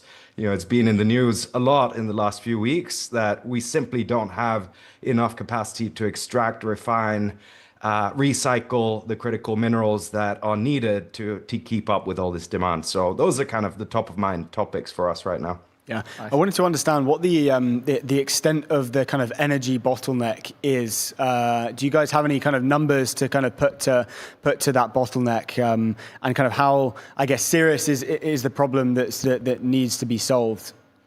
It's so big that we're talking about data centers in space, right? Yeah. What are data centers in space? Shout out to StarCloud. It's just a way to get around the grid interconnect problems we have. It's a way to get around the NIMBYism and the regulatory hurdles to actually, building data centers on Earth. I think in 10 years' time, it might not be the most efficient way, and maybe it isn't even today, but I think that kind of puts a scale on the magnitude of the problem. I don't have any numbers on, how much more generation needs to come online, but if you look at all of human history, there's a pretty direct one-to-one correlation between energy consumption, energy use, and prosperity. And so if we're going to keep growing prosperity in a sustainable way, we need to start generating a lot more energy, especially in a world where we're moving from human labor to robotics. Robots need that energy. Whatever the kind of constraints are today, fast forward 5 to 10 years, they're going to be way bigger. And the unlock of bringing more energy onto the system is going to drive so much more prosperity. Do you think that people are underestimating, like we were just covering the amount, I think it's just eclipsed like 150 billion in terms of like capex deployment from some of the larger Mag 7 companies. 220 billion capex deployment. A lot of that is just going on like infrastructure connected to the AI supply chain, so they can just get it directly for themselves. Like, is Europe maybe, or like the globe potentially underestimating just how sort of unprepared we are for one, if it goes right, but also if it just continues at this rate, or? Yeah, I think people always underestimate exponential curves, right? So that's it's so hard to imagine like something doubling and then doubling again and then doubling again, and that's obviously the situation we're in. Yeah. It's it seems to be a common thing. And like a question to you is Europe's positioning here. Like, are we ready for that as a continent? Like, how does this look from what maybe conversations that you're having? Like, are people aware of this fact? Are people trying to solve this? I know we'd spoken to one of your previous portcos on the show, but yeah, what seems to be like the appetite from the conversations that you guys are having?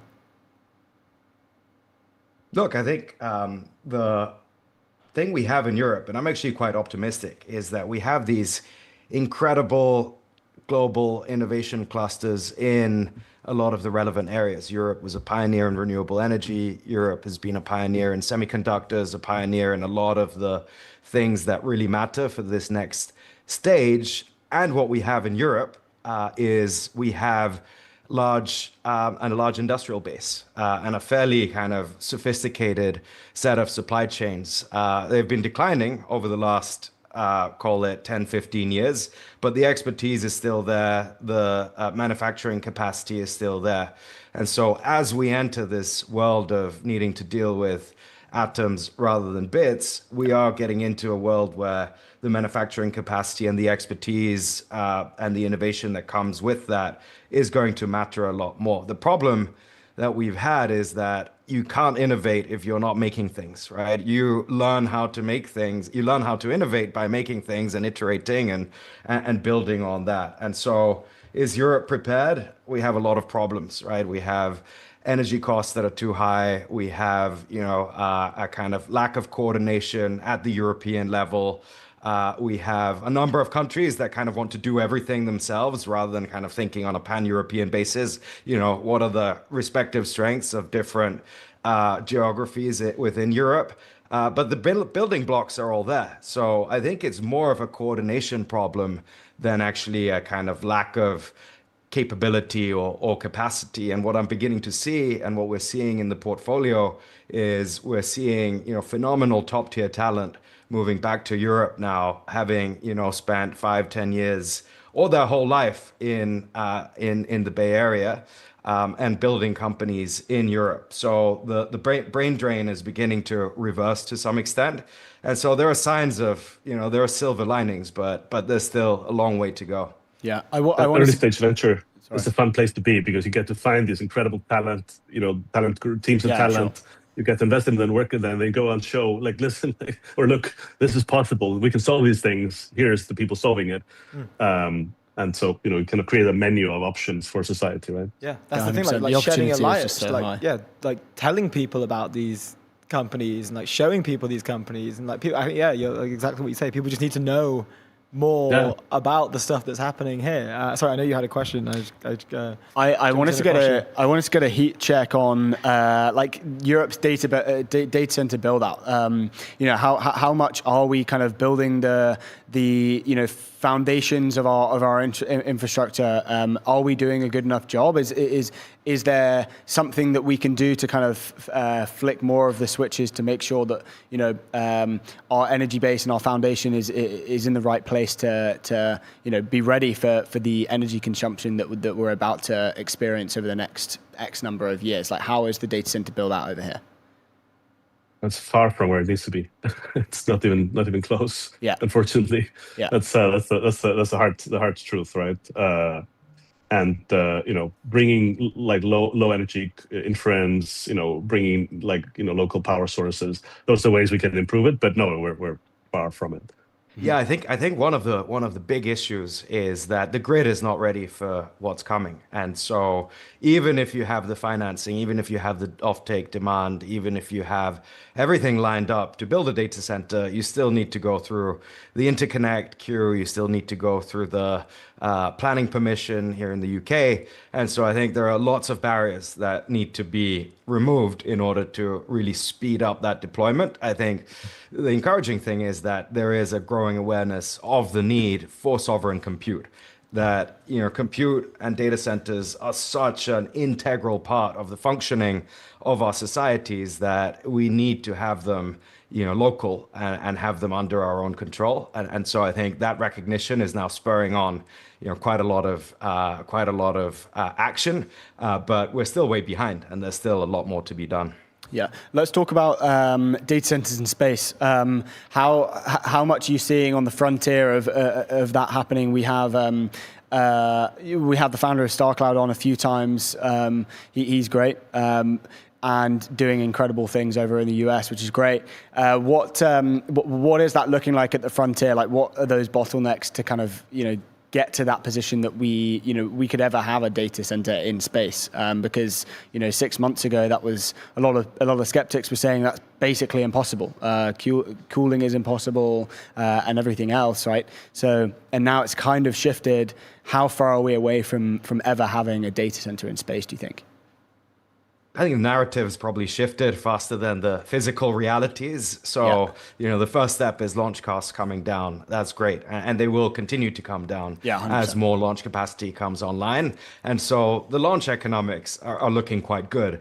The amortization of data center hardware is on quite a short timeline. So, some of the issues around degradation of electronics, etc., are perhaps, less of an issue, but there are still very real technical problems to be solved. I used to think that the only way it really made sense to have data centers in space was to have some local caching, some local processing of geospatial data, and that's probably where they will initially be most valuable, given the latency of going back and forth.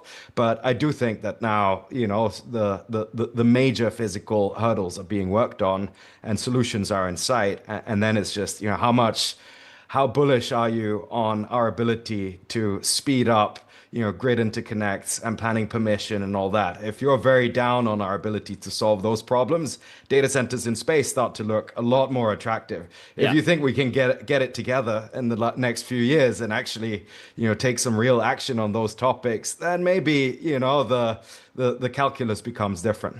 Yeah, 100%. I wanted to just finish the interview. I know we've got 1 minute left on. You guys obviously raised the fund too. I think it was a few months ago.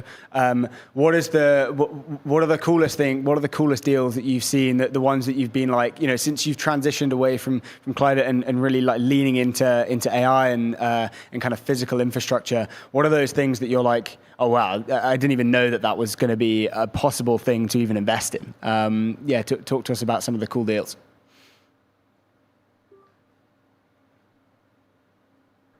I'll just add that, I don't think we feel we transitioned away from climate. It's just we use different words, but we're still kind of living on the planet with physical limitations. But there's one company that stands out that we're very excited about. Unfortunately, given what's been going on in the press, it's a company called Seneca.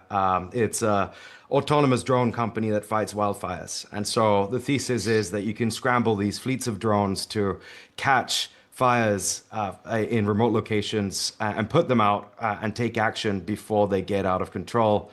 It was founded by an amazing founder in California called Stu Landesberg, who we've known for a long time.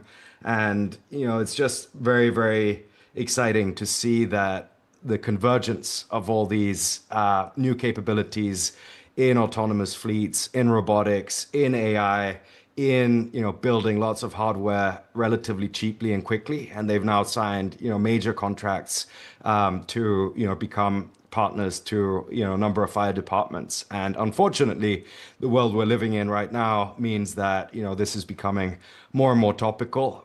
But it's a really kind of interesting confluence of a lot of the things that we started looking at 5 years ago coming together, and the physical realities are what they are, and we need technologies that can actually help us mitigate some of these problems we face. Yeah, definitely.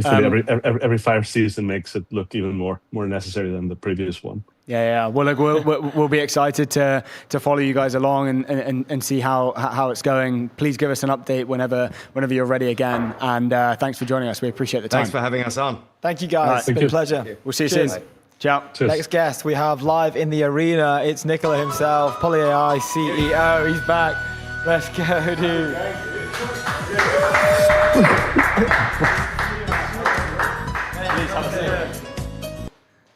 Welcome to the arena, sir. What do you think? I think it looks amazing. Yeah? Look at that company. I love it. I'm going to move that for you there. We've had instructions to, as much as possible into the mic so everyone can hear the new announcements from PolyAI, my man. Glad to be here. Mate, it's so good to have you. I love that you're doing it 5 days a week, so Yeah, somebody yeah. has to. Exactly, someone has to do We it. had to ramp it up a little bit. We had to ramp it up. 2 days wasn't enough. We had to give Europe 5. Yeah. Well, I mean, although I did like your post, I think, about the classically European from an American point of view of like two out of 5. I wish we actually worked 40% More. of what they do, Yeah. But When are you going to start doing 7 days a week?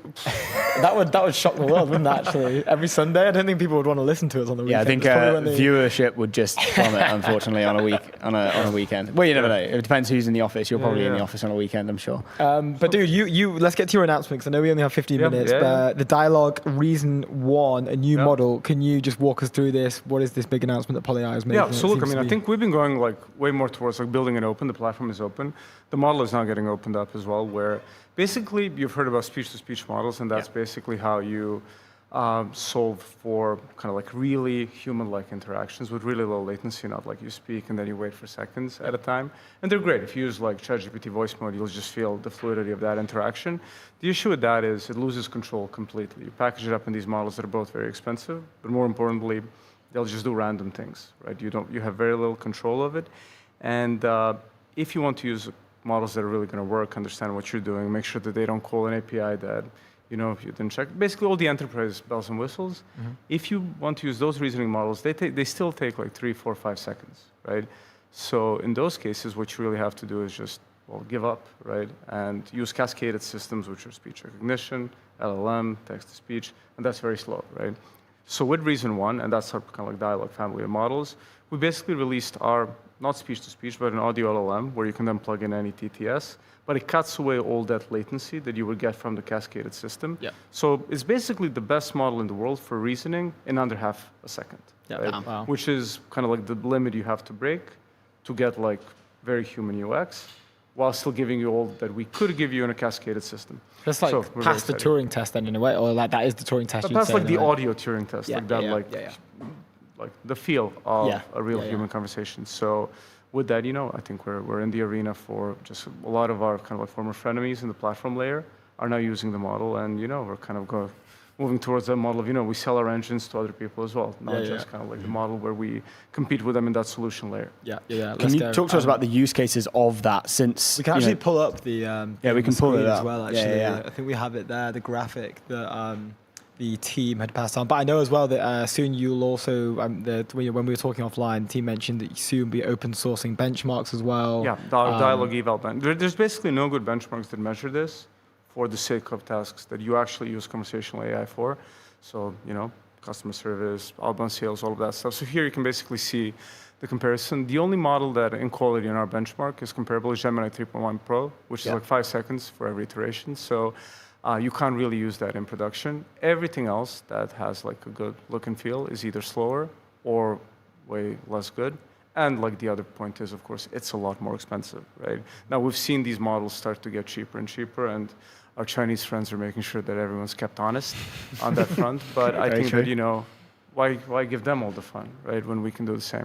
Yeah. So, we're like, we have a lot of partners already trialing the model and using it, and we'll soon have an API available on both AWS and directly from our platform.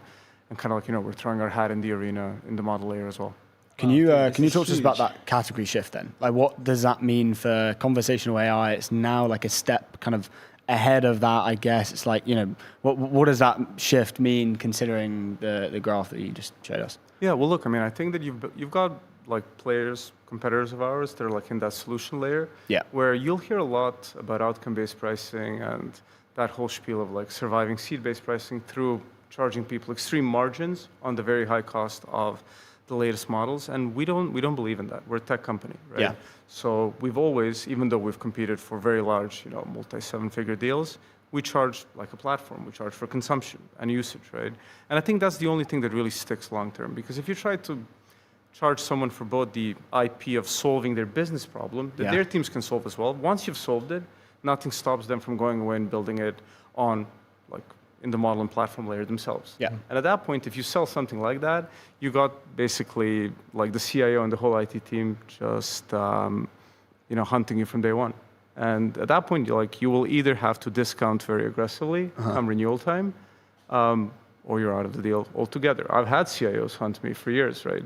With those things, at that point, I've realized I'm just going to have to give them platform pricing the way that a Google would, or an AWS would, right? But on this pricing thing that I've seen, like a few of these recently, I saw like OpenAI had massively reduced a particular model. I can't remember which one it was.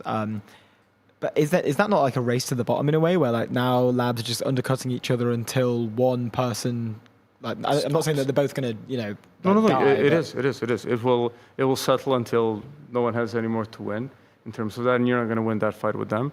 But then if you're fighting in the solution layer and you're like in the application layer like we are, if you're paying margin to those guys still, there's no way that you can stay competitive at that layer, right? Yeah. Because there's a model layer of margin, platform layer, layer of margin, solution layer. If you need to add 2 layers of margin, you're doomed, right? So you have to have your own models. Or you have to build directly on those guys. What does that mean for, obviously this kind of open weight, closed kind of discussion? Obviously open weights are like, they are now good enough to be able to, for companies to be able to switch over. What do you think, what happens in the next few years, or even the next year on that? Do you think people will just move over to open weights?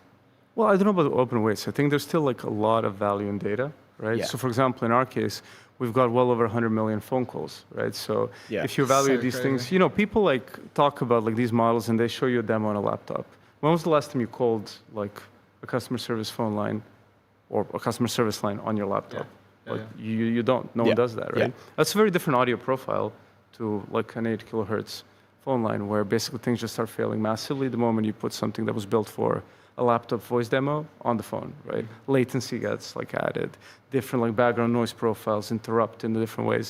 So on that front, I think, we've got some time. Now, obviously, it's kind of like about progressive overload. The better call you get, the better system you can train, and then it's just iterations. Like Anthropic is better at coding than everyone else, not just because they're smarter, they're probably not than the researchers at OpenAI. It's just that they've gone through more iterations, and then they got people to use their model, and then they got more data, they trained a better model, they saw how people use it. So this kind of like progressive overload of improving your model around the evolution of your harness is what it's about, right? Now, look, everyone's competing, and like all harnesses, i.e. the platform layers are evolving, and all the models are evolving, right?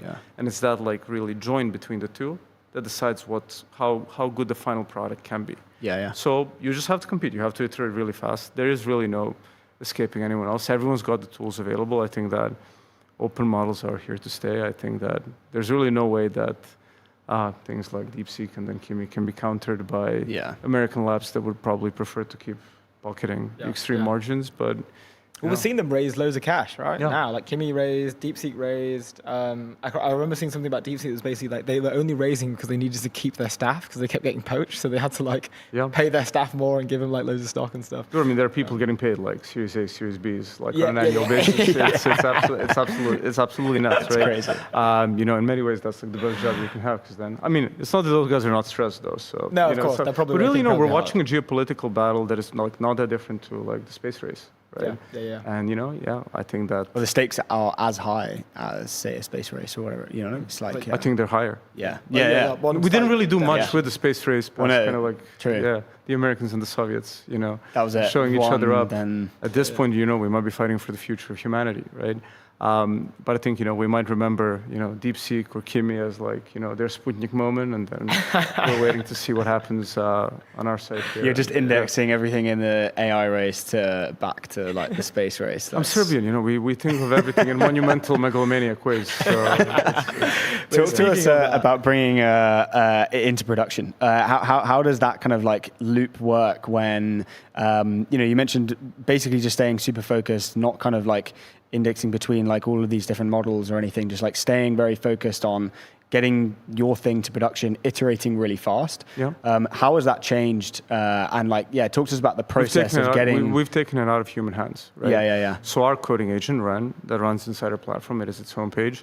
Every day tells you like 10 things that it did, 5 things it does on its own because it's sure that it will improve your performance, 5 things it asks you about and goes like, should we try this? And then launches kind of like multi-arm bandit kind of like A/B tests to see what works better than the other thing, and then you kind of like merge in the final changes. So at this point, the platform is automatically shifting people to the new model because. No way. Well, I mean, we're limited. There's few enough of us. We can't do it all on our own, right?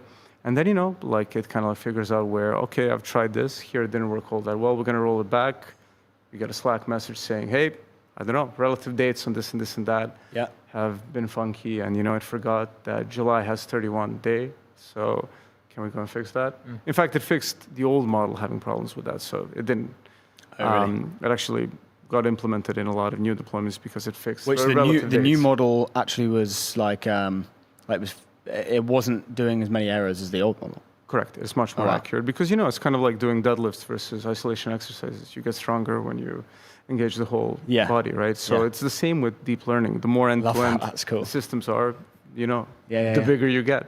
That's a sick analogy. No, but totally. But look, and I think that it's really exciting because it just takes more things out of your hands and just like the data continues to improve you. And it's all really like autonomous at this point. Amazing. So, we can do more and more. We're kind of like struggling to find things to do. I'm kidding. We're doing more than ever. But like going back to like the touring sort of stuff you mentioned earlier, like how much are people kind of underestimating the advancements we can see from this particular area over the next, I don't know how fast things are moving right now, but maybe 6 months, maybe 8 months? Like, what does it look like when this is potentially solved in a way?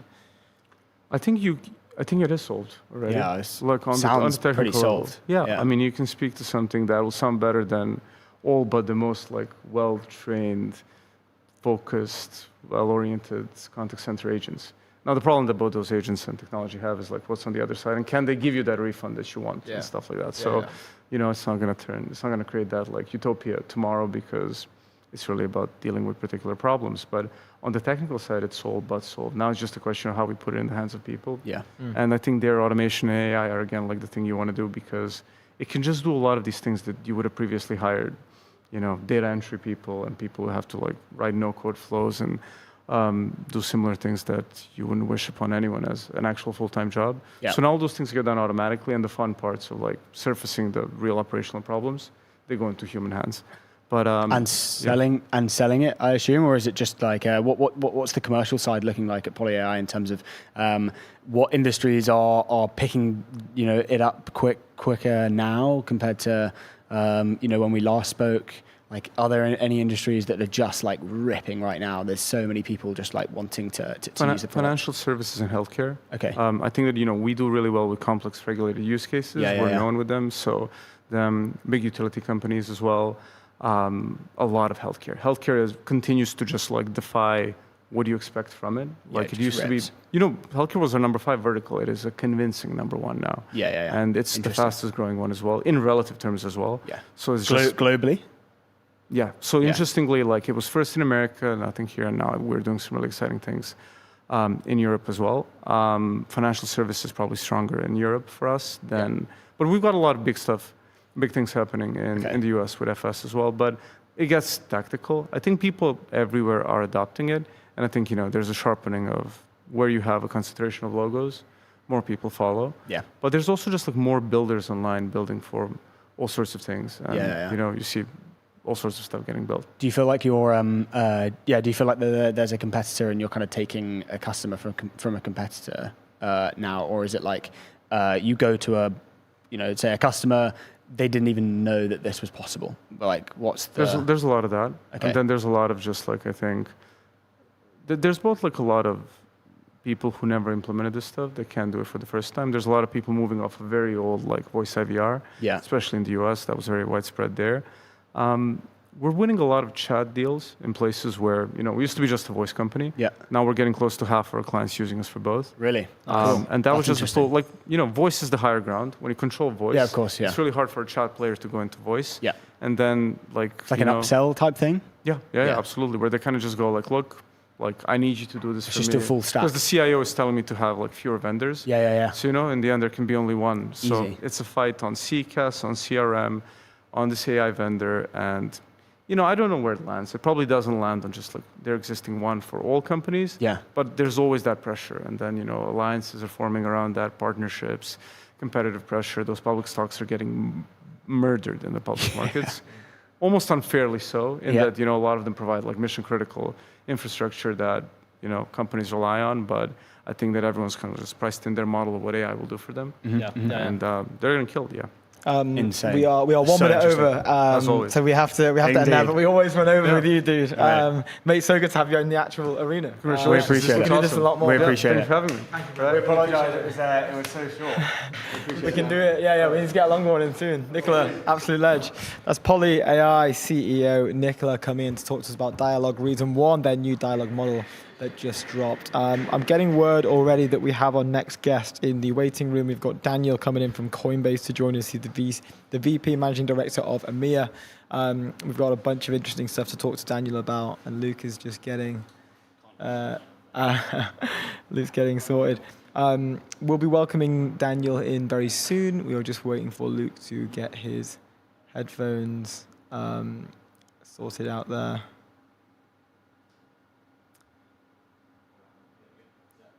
While we're waiting, let me tell you about our friends over there at Airwallex. Leave our data business banking behind with Airwallex, the all-in-one financial platform built for the pace of modern business, multiple accounts, corporate cards, expense management, online payments, all-in-one platform. Go to airwallex.com. You can get some of that. We can welcome Daniel into the studio. He's calling in live to the arena. There he is, Daniel. How are you, sir? Welcome to the European Technology Network. Good to have you. Can Daniel hear us? Hi. I don't know. Can you hear us, Daniel? Hello? Or see us? Should we drop him a note? Daniel, can you hear us? Let me drop a note in.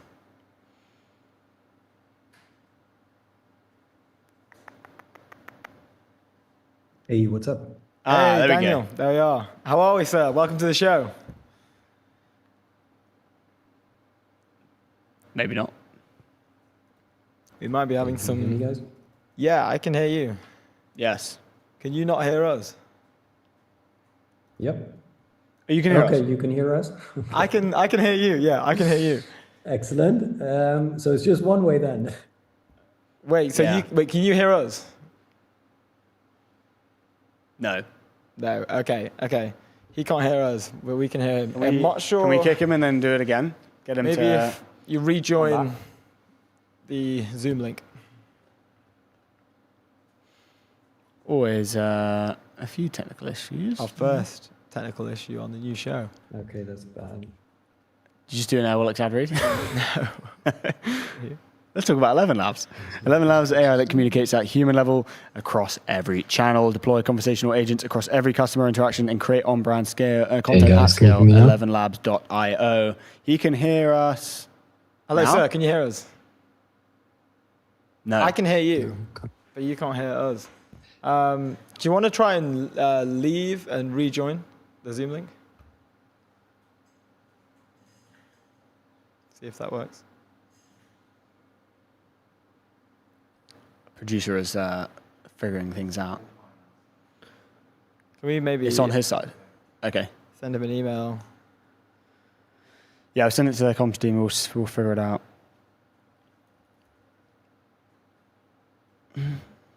What, have you emailed the thread? Yeah. Okay. Oh, he's left. Hopefully Daniel will be joining us soon. We're just having some That's annoying. That was connection such a good- issues. That was such a good conversation with Nikola. Love it. Great conversation. Always fun. He should have been in the studio for longer, though. Let's.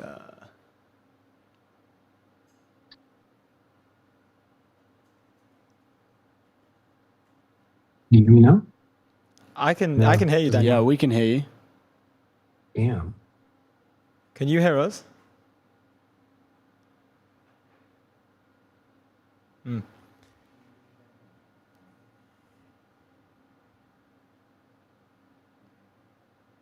Not sure if we're getting it. Strange. Have we sent an email over to the team? Yeah, I've pinged the team. Let me just email as well. This email Daniel.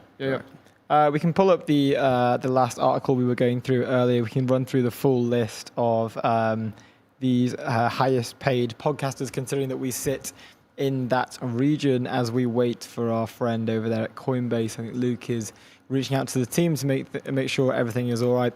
But Forbes opened this article up with the streaming services entering the marketplace for shows. The lines between podcasters, TV hosts, and internet creator have never been blurrier. This is a new realm. This is a new area that we're moving into, the world of content creators, the world of distribution. When Jay Shetty started his podcast on purpose in 2019, he remembers people telling him he was too late. The medium was already saturated, they said, with little room for growth. And wasn't he really just a content creator? Question mark. Bit rude. I'm also one of those.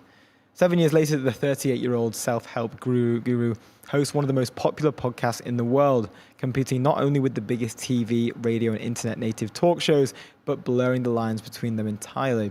Just as many people watch his lengthy interviews with celebrities, including Michele Obama and Matt Damon, on YouTube as listen on their iHeartMedia network, distribution deals that Forbes estimates paid Shetty $21 million over the past 12 months.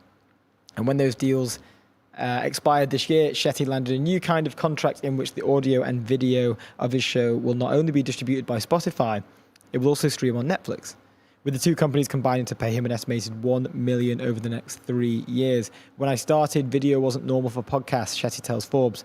Now we had the 4 largest streamers bidding for the show. To see that kind of interest and enthusiasm was pretty amazing for me and for the industry overall.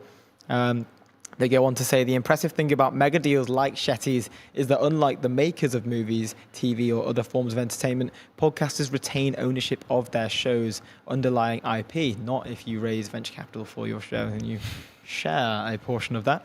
Meaning networks and platforms are paying millions just to license it as a distributor and an ad sales partner for a set number of years. That's one reason why premium streaming giants like Netflix, Hulu, Tubi had largely ignored the industry's rise over the past decade, allowing YouTube to grow into the largest podcasting platform in the world. And we've seen that. We've seen these offshoots. I mean, we're a living example of this. Like, it's a live, socially native show. We estimate that we will see more. We know people that are starting some across a multitude of different sort of verticals. It's not going away. It's actually like Fox News, for example, was streaming on X the other day. So I can't see it going anywhere. It seems to be that live broadcasting is kind of coming back.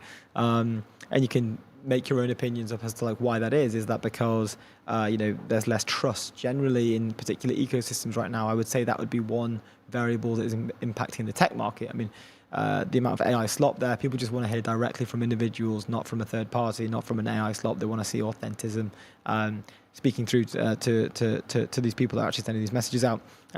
Industry deal makers say that after Netflix's initial 1 million to 2 million bids for top podcasts were roundly rejected, the streamer adopted a strategy similar to the one it used previously to capture market share in scripted television, overpaying to lure talent away from incumbent platforms. Offers to 10 million or more per year on a 1 or 2 year trial term eventually convinced marquee shows from Spotify. We saw this with a bunch of streaming platforms as well, Kick, Twitch. There's like a bunch of others. I can't remember how many more there are, but also like gambling platforms like Stake.io. Like these people are paying creators to come and stream on their platforms instead of staying on whatever the one that they've built their initial following on, because they bring an audience with them. It's not just the fact that that individual will be streaming on there, but it's the fact that I think it was Ninja, the Fortnite streamer, when he struck a deal with a new up-and-coming streaming service. Not only would Ninja start, filming on that streaming service, but he would also bring 100,000 plus live viewers with him. So, price that however you want, but you could probably work out revenue streams from those 100,000 viewers onto those new platforms just by working backwards. But it quotes a few more that are maybe a little bit better known in the UK. We've got Goalhanger, a UK-based podcast network, reportedly landed 19 million from Netflix to stream just 40 episodes of its daily talk show. The rest is football during the World Cup. Netflix co-CEO Ted Sarandos said, we think about video podcasts like a modern talk show. That was on an earnings call later this year. But instead of having a single brand-defined show, you have hundreds of them. And the article comes in a little bit more to kind of outline what's going on in the podcasting world more specifically. They talk about Joe Rogan's reign as the world's highest paid podcaster by pairing deep listener trust with massive scale, releasing around 15 episodes per month and attracting more than 18 million downloads and views, according to one data provider. In 2024, Spotify rewarded him with a new 3-year contract that could reach $250 million. For most podcasters, landing a $100 million plus deal like Shetty's from one of the major networks, mainly Spotify, SiriusXM, or iHeart, is still the ultimate prize. Deals are paid out as a guaranteed advance with a revenue sharing model in place for any additional profits generated about this break-even point. But competition between networks is what drives the guarantees above 30 million per year for a select handful of elite talent. We start to see a little bit more further down here.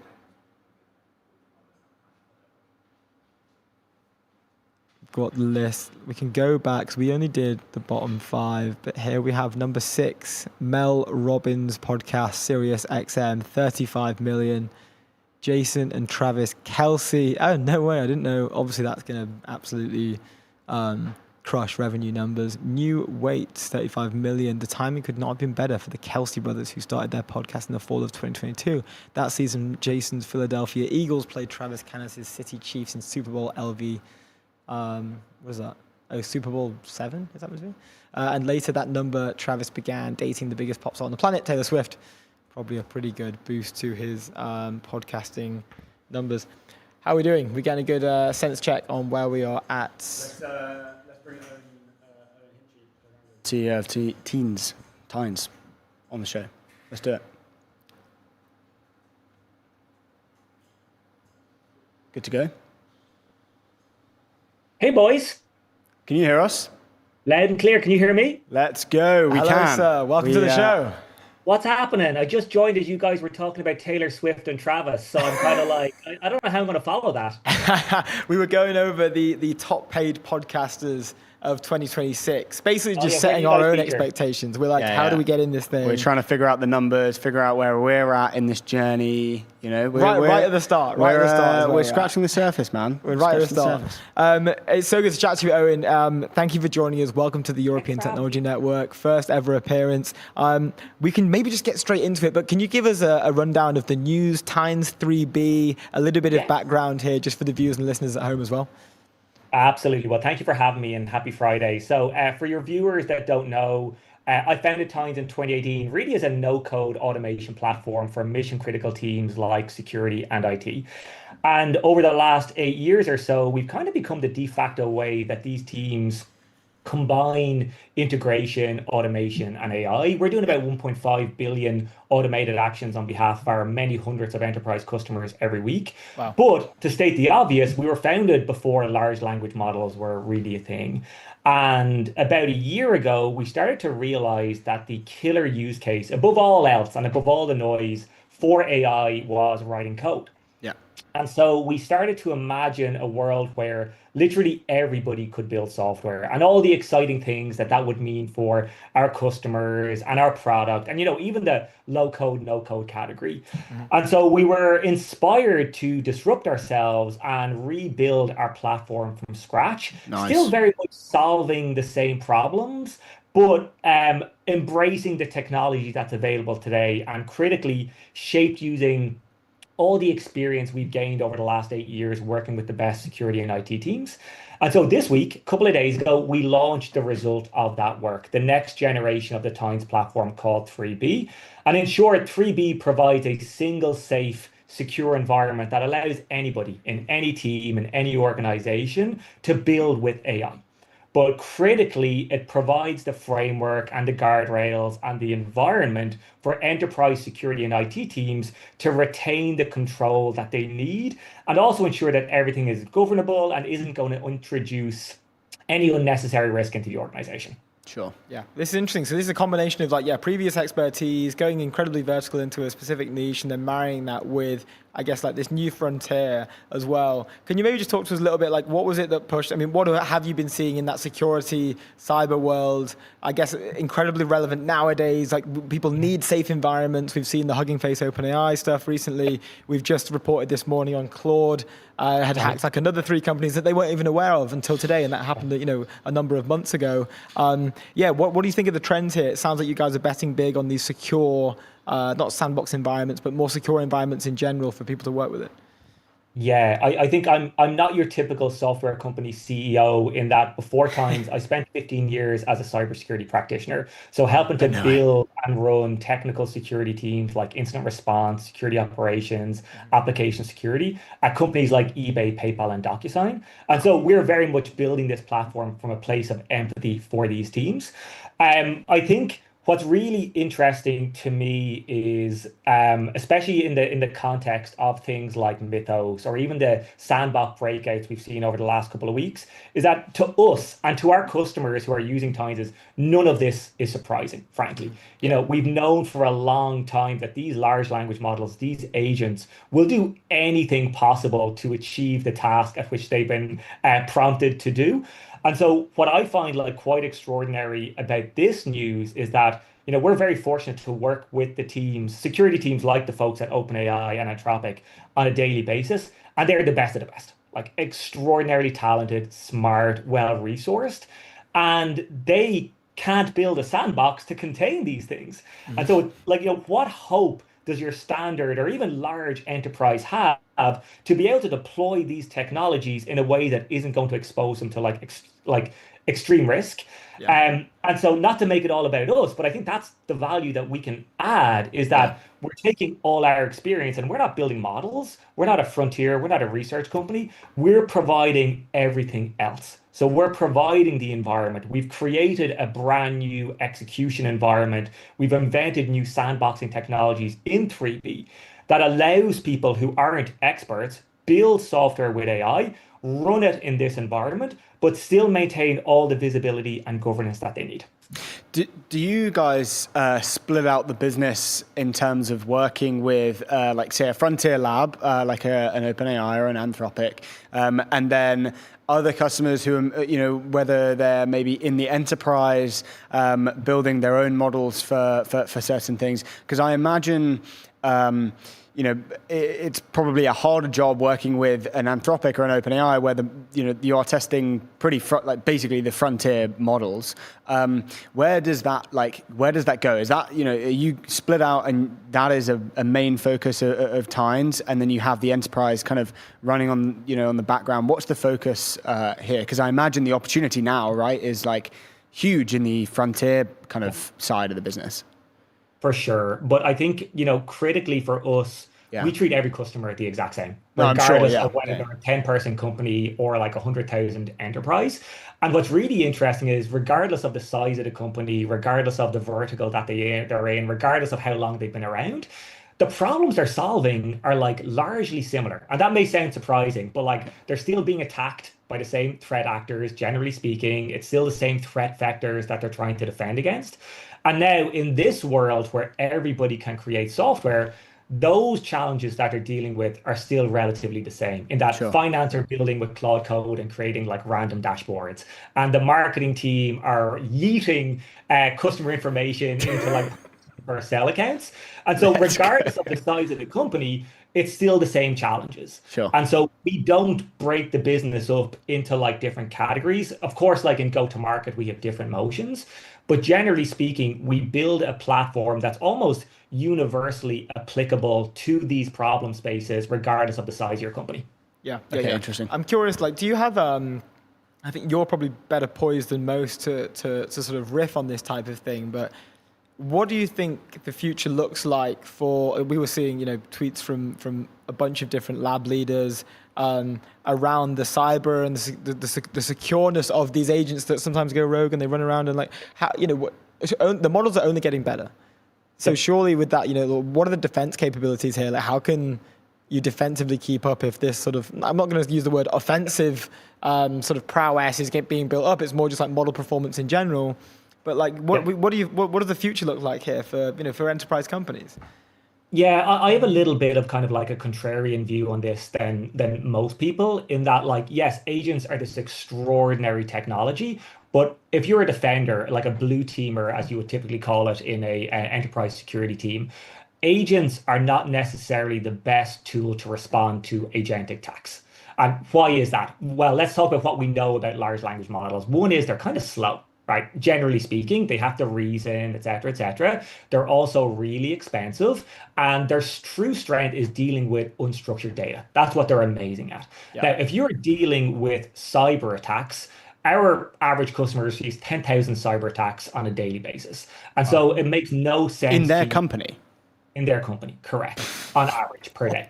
That's crazy. Wow. And using agents to respond to that like doesn't really make sense, because you're going to spend 5 minutes responding to every single alert. My view is that the future of this, in any mission critical automation, regardless of whether it's security or something else, is a combination of agentic, deterministic, and human led. And we call this intelligent workflows. And so the idea is that you use agents to write deterministic playbooks, write deterministic workflows, essentially write code. And that means that these workflows then are responding in a very predictable, economic, and fast way. And so the concept will be, you're not defending an agentic attack with an agentic defender. You're using a defensive agent to spot the attack, but then write a deterministic playbook which will respond super fast and economically. And in that way, you can comfortably respond to many millions of alerts a day. Mm-hmm. Wow, those numbers are insane, by the way. I just have to flag that. Like that, I nuts. was not expecting you to say 10,000 a day. A day. On a good day. That's wild. This is per company. Correct. Yeah. Wow. Yeah. Well. Okay. So, in response to the Anthropic, news and tweet, I think early hours of this morning in London, about frontier model getting into 3 other companies, kind of all this crazy breach stuff. Elon Musk retweeted that and said, like, this is going to happen more. This is going to be more frequent. Can you talk to us about the extent of how far do you think this will go? Like, will we in even like 2 weeks? Because we've seen one over the past the OpenAI and the Anthropic one over the past 3 or 4 days. In 2 weeks, does that look like, hey, like models now broken into 20 companies? Like, how far will this go? And then what does it look like? Are we just going to have to just get desensitized to this again? I don't think we do. Okay. I think like if you imagine the number of companies who are training models this advanced and powerful that don't have like guardrails, it's like maybe a dozen. You know what I mean? And as a result of that, like, we will build better sandboxing technologies that allows us to control this in a more meaningful way. Okay. I think the bigger risk isn't necessarily the agents going rogue and like, hacking any number of enterprises. I think the bigger risk is one we've seen kind of evolve over the last 12 months, which is just like these models are so good at finding vulnerabilities in software. And I'm not talking about Fable 5 or Mythos. Like even Opus 4.6 was exceptional at finding vulnerabilities in software. And so the bigger challenge for enterprise security teams now is like, well, I was already struggling to get 100 vulnerabilities patched a year. How am I going to get like 1,000 or 10,000 vulnerabilities patched? Sure. And so I think that's the greater risk that enterprises face is how do we deal with the inevitable influx of software vulnerabilities that these models are going to find? Yeah. Okay. So then, on the back of that, then, what are your takes on the kind of pacing of AI? And it sounds like the solution. This is going to happen regardless. The place for times is just growing, ever larger, which is really exciting for you and the team. But like, does that mean we need to slow production of frontier models down to reduce the number of kind of cybersecurity issues and vulnerability, kind of breaches of vulnerability? Like, what's your take on the kind of pacing of AI argument? Like, generally speaking, my answer would never be to try and like constrain the innovation. Like that just doesn't feel like the right approach to me. No, yeah, I agree. I think the better approach would be to like deeply understand the risks that are evolving here and that are beginning to emerge. Yeah. And then have very intellectually honest conversations as a practitioner environment around like, well, what does this actually mean for my business? And not every business is going to face the same risks. I think there's just the amount of funding that's going into this area is like resulting in a lot of kind of pseudoscience around the risks and the real impact that this development is going to have. Mm-hmm. And in reality, I think we just need to be really clear and honest and transparent about, what are the risks that these models are introducing and what does it actually mean for an enterprise that is using Tines or is using models like this. Yeah. I align with that generally. I think that, and I used to be more, I think, brash in the sense of like, yes, innovation, pro-innovation, let's go. We can't get left behind. But I think like listening to Demis a little bit more probably coerced me into a more like, not let's slow down the pace, but even like the pacing the frontier, like signatory thing that went round, it's more, let's understand how we would need to de-accelerate slightly if it got to that point. There is no framework for that plan if we get there. Like maybe let's understand what that looks like, which it sounds that you're kind of aligning with. I know we spent a lot of time on this. Would love to just ask. This is more like a personal question, I guess, to be honest. But this has come up before in interviews. We had it with, we mentioned it with Aidan, the Wayflyer CEO who came on yesterday, and then also in the past we've had the guys over at Intercom on. But it's their story, it's the Intercom story about they were ready to bet the company on a pivot. They were happy to kind of uproot the main core of the business, and it sounds like there's something maybe similar here in a way where like not uprooting everything, but a new direction in many ways. Would love to hear from your what does it take to make a decision like that as a founder? Yeah, I think that, and they're all awesome people, by the way. I think for us, the hard thing was not the decision to like lean into this technology. It just seems so patently obvious to us that this was the future, and that if we didn't do it, somebody else would, and it was the right thing for our customers critically. So the decision to actually do it was not that difficult, genuinely. The hard thing for us was we had never been growing faster or having more success as a company. Like, we just had our best year ever. And so the hard thing for us was convincing our internal teams that we should do this now. You know, everyone's kind of like, well, why on earth would we do this? We're Like, ripping. we're crushing it. Like, what are you talking about? Whereas we were kind of like, yeah, that's true. It is the best year we've ever had. But if we don't do this now, you know, we're not doing right by our customers. Nice. And then, like, Love that. overall, just building in Europe, momentum in Europe. How do you feel about everything? High level. What's your take on the momentum that most people can feel? I think over the last sort of 2 years, 1 year, maybe. Totally. I think, you know, that the whole US European thing has always felt like a bit of a false dichotomy to me, honestly. Like, at least from my experience as a software buyer, I would just buy the best product that solved my problems. Yeah, And I didn't care who made it, where it was from. If it was the best product that solved my problems in the best way, I wanted it. And I think increasingly we're seeing European companies build the best product to solve the problems in the best way. And I just find that really encouraging. And it's not necessarily because there's all these mechanisms or levers that are being pulled. It just feels as if we're becoming better at producing software, at producing products than we ever have. Yeah. I completely agree. I think that it's almost like a sort of like a non-debate in a way, like the whole. I know it's connected to the sovereignty thing, but I completely agree. In my opinion, I would just buy.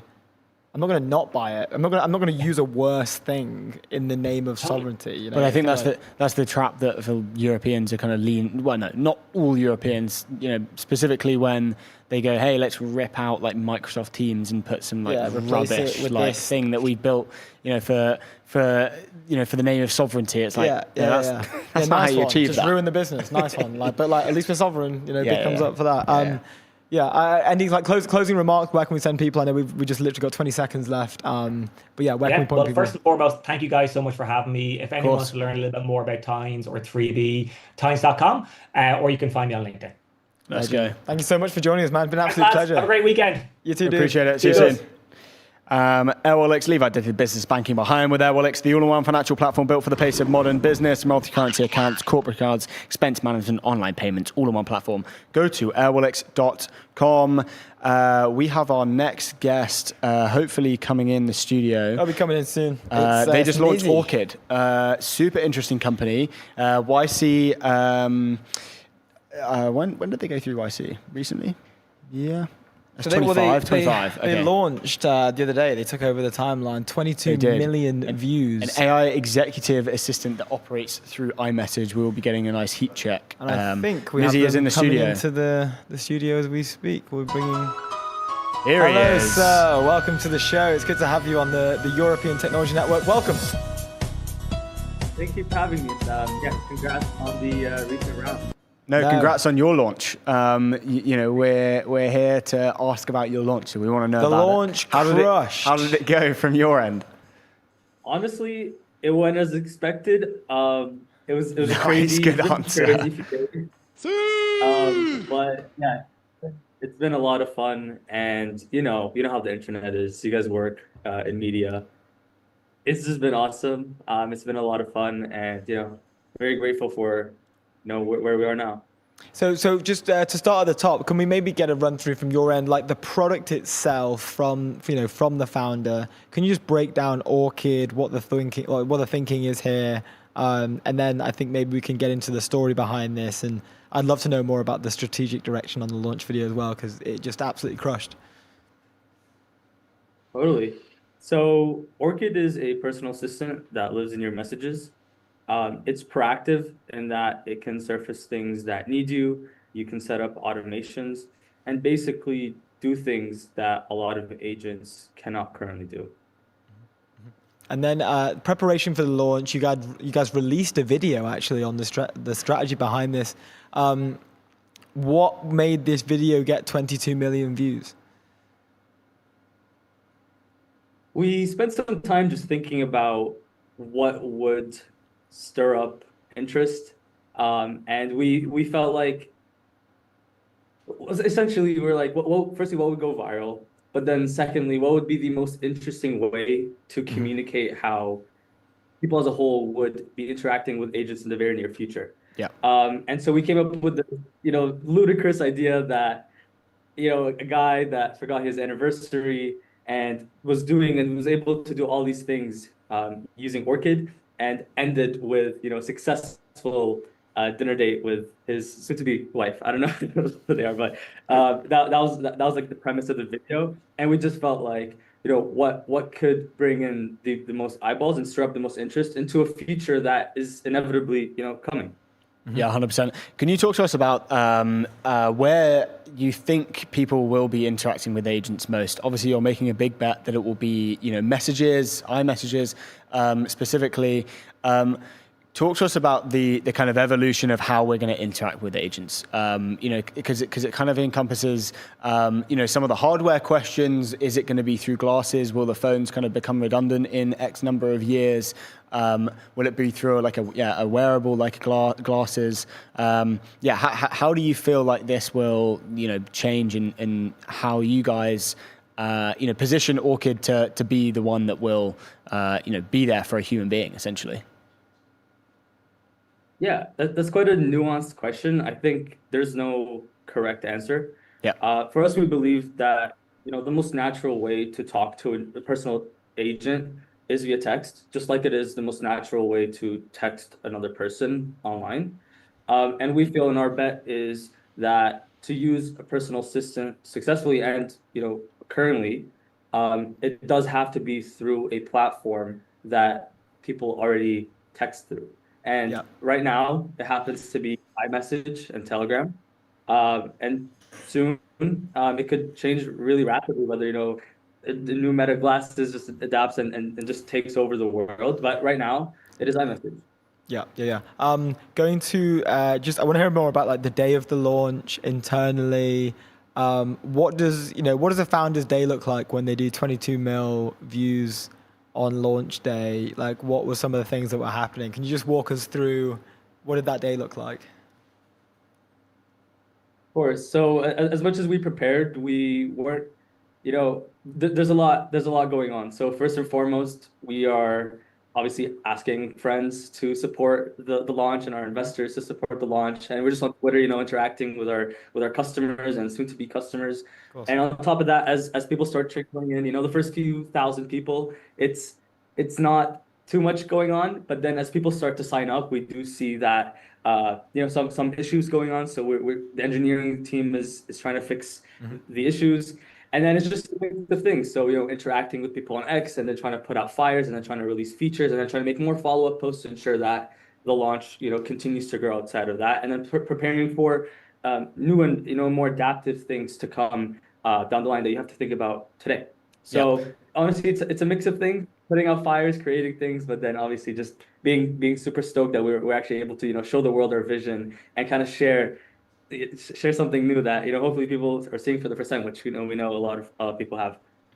What's the I'm curious, I'm sure you're a user of Orchid. Like what's the way that you're using it to kind of be that partner in your life to make it smoother, make it easier to remember things or whatever? Like what's the, are you using it for, I don't know, shopping list or whatever it is? What are those things that you feel like you're always tying back to Orchid?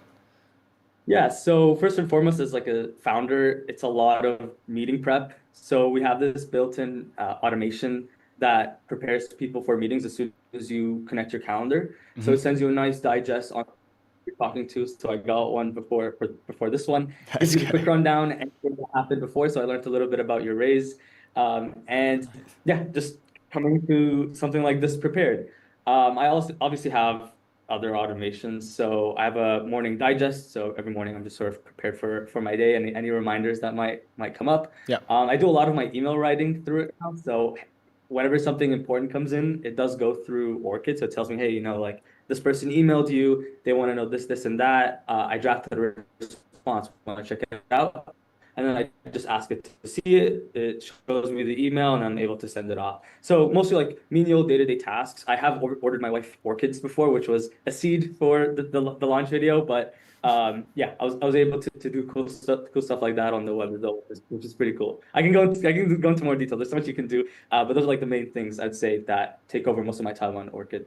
Yeah. Really cool. And what's the response been like? I mean, I think there's two things here. Like one, I know we chatted offline a little bit, but I'd love to talk about the response for you guys in terms of users. Like, really cool to know, like, how, 22 million views.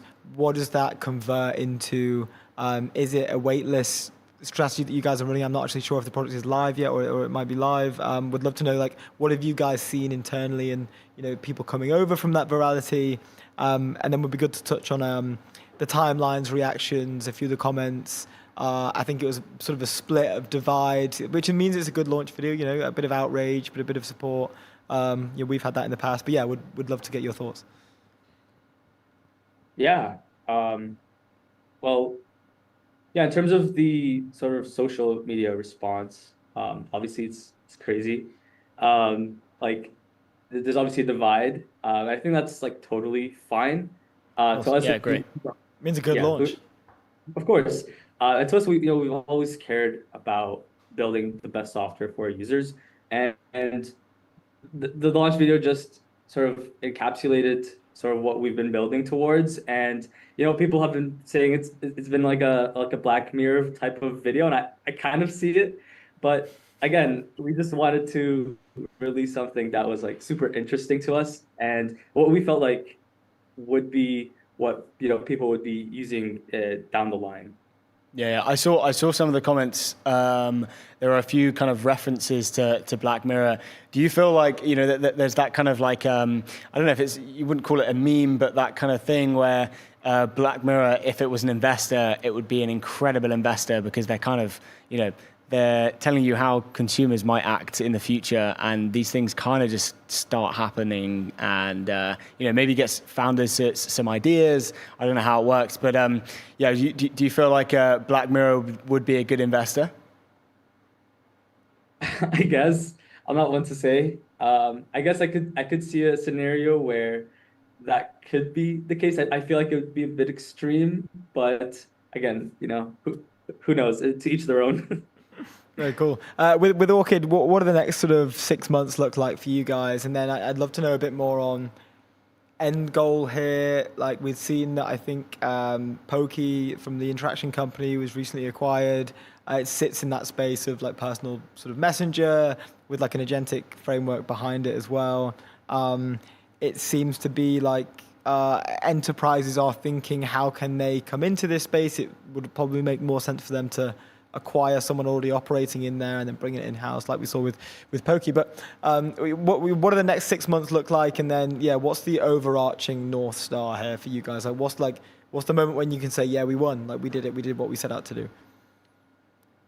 Again, like I've said this earlier, for us, whether previously we were working on a email product, and now we're working on a personal assistant product, and there's a lot of like overlapping like core features and core ideals that live within those two. But the main thing that we care about aren't those features. It's more or less the ability to like create good software for our users and customers, and ultimately that's our North Star. We get a lot of questions on if ChatGPT would replace us, or if a competitor is going to beat us out. We just care a lot, and we just like to build good software. We're a team of engineers and salespeople, and we just love to build. And at the end of the day, I think that's what's going to help us win. And whether that's with this existing product or whatever we build next, I think as long as we build good software and just continually caring about the people we give this to, we'll be okay. Like that's ultimately how we think about things. Yeah. And correct me if I'm wrong, but I feel like you spent a bit of time at cal.com. Can you talk to us a little bit about your experience there and like what you learned from kind of but building for the consumer, building for the enterprise, whatever it is, like how, because I think you were a software engineer there. What was that experience like, and how, what have you brought to Orchid that, you learned back in those days?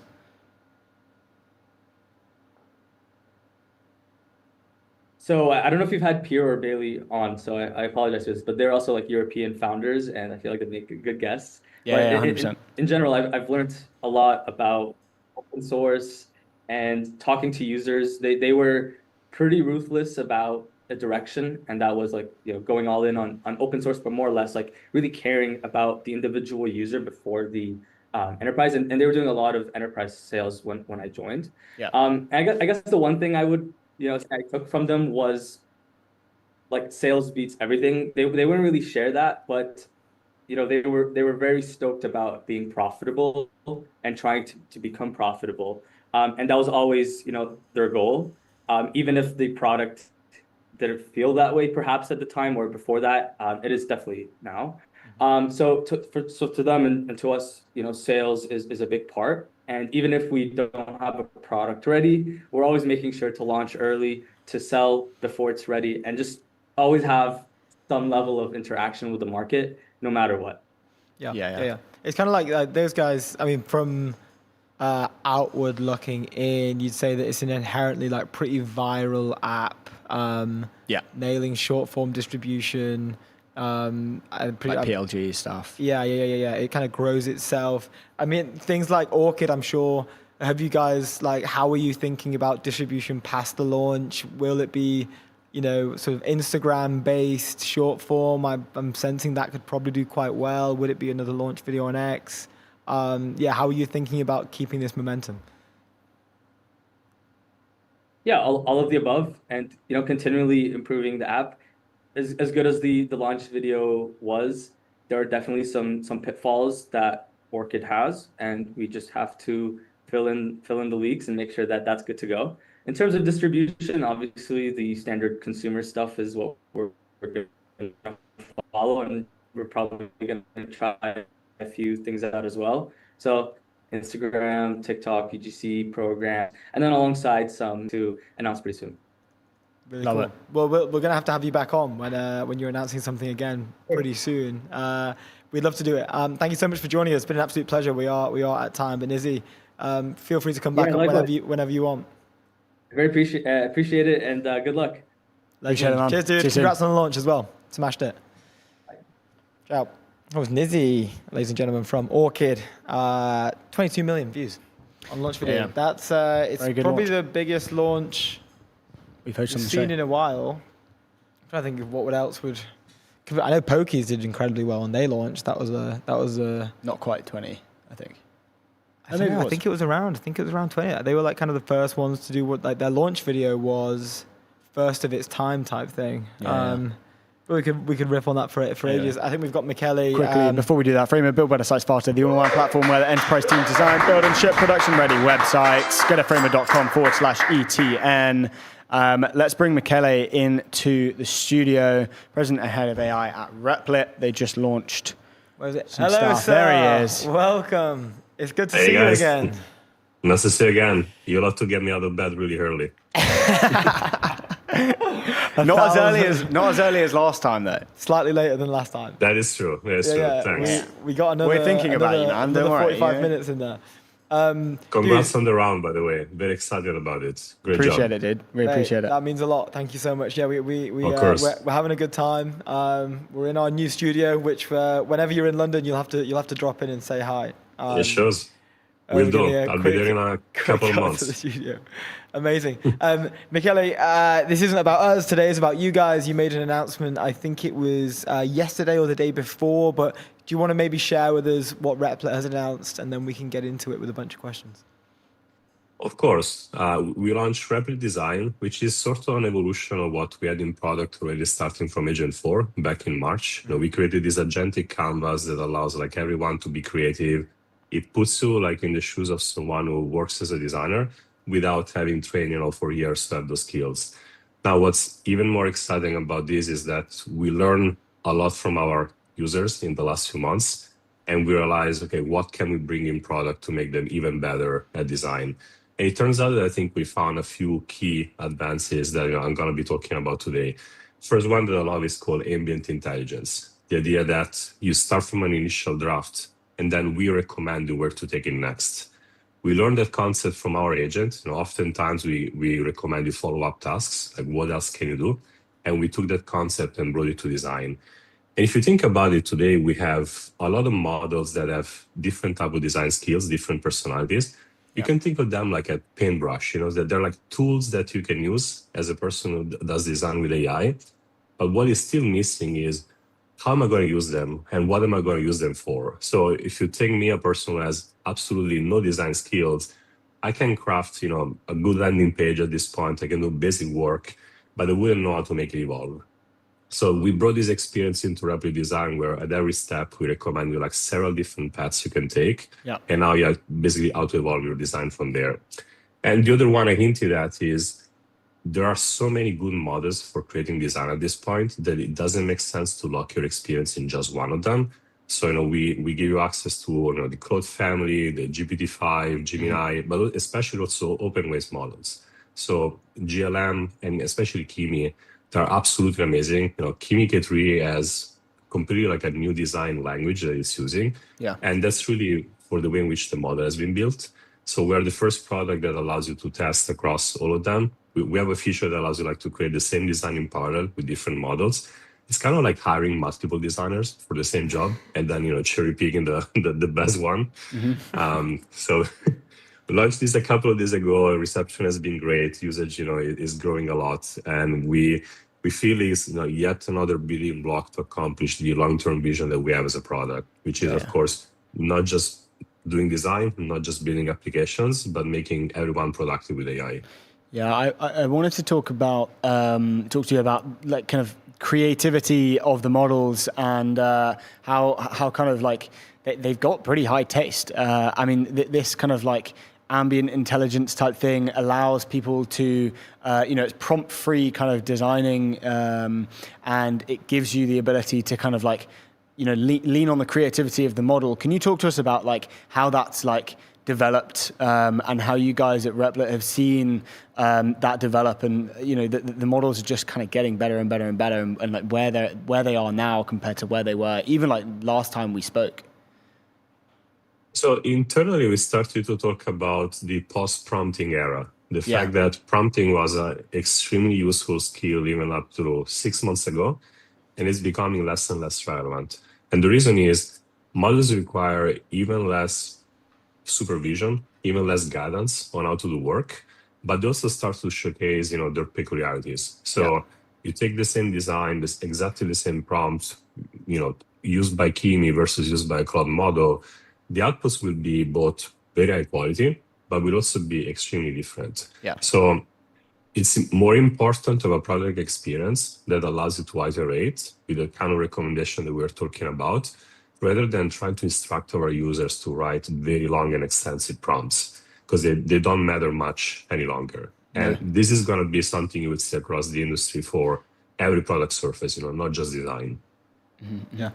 Last time we spoke, we asked you a question about AGI in the vibe coding era. And I think you mentioned it was a few months out at the time, or we were getting there. It was like we're nearly arriving. Like coding AGI is here. Yeah, you said that, which is exciting. So what, like temperature check generally across the whole space right now, AGI for this vibe coding era, and connected, I now guess, like to this design era. Like, are we on a path to like solve design here in a way, or are we at AGI? I think so. I think we are at the level of making sure that everyone can create decent design content, decent design work. Will it be creating what the top designers in the world do, which mostly is about being extremely creative and innovative? We're not there yet, and I wouldn't even dare to give a timeline for it, because design is also very unique, and it follows trends in the world. It follows the zeitgeist of what really matters. But being able to create basic assets that you can use in product, you can use for your daily business, we are there. And similarly, when it comes to coding, I hear very few of our users at this point saying that they cannot build what they have in mind.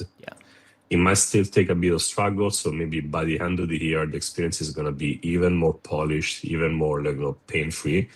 But we are there. And what has been even more exciting since the last time we talked is that the cost of that intelligence has been dropping like crazy. Yeah. I don't know if you saw the announcement from OpenAI yesterday, but there is this incredible race in our industry at this point to really commoditize models at the level of intelligence.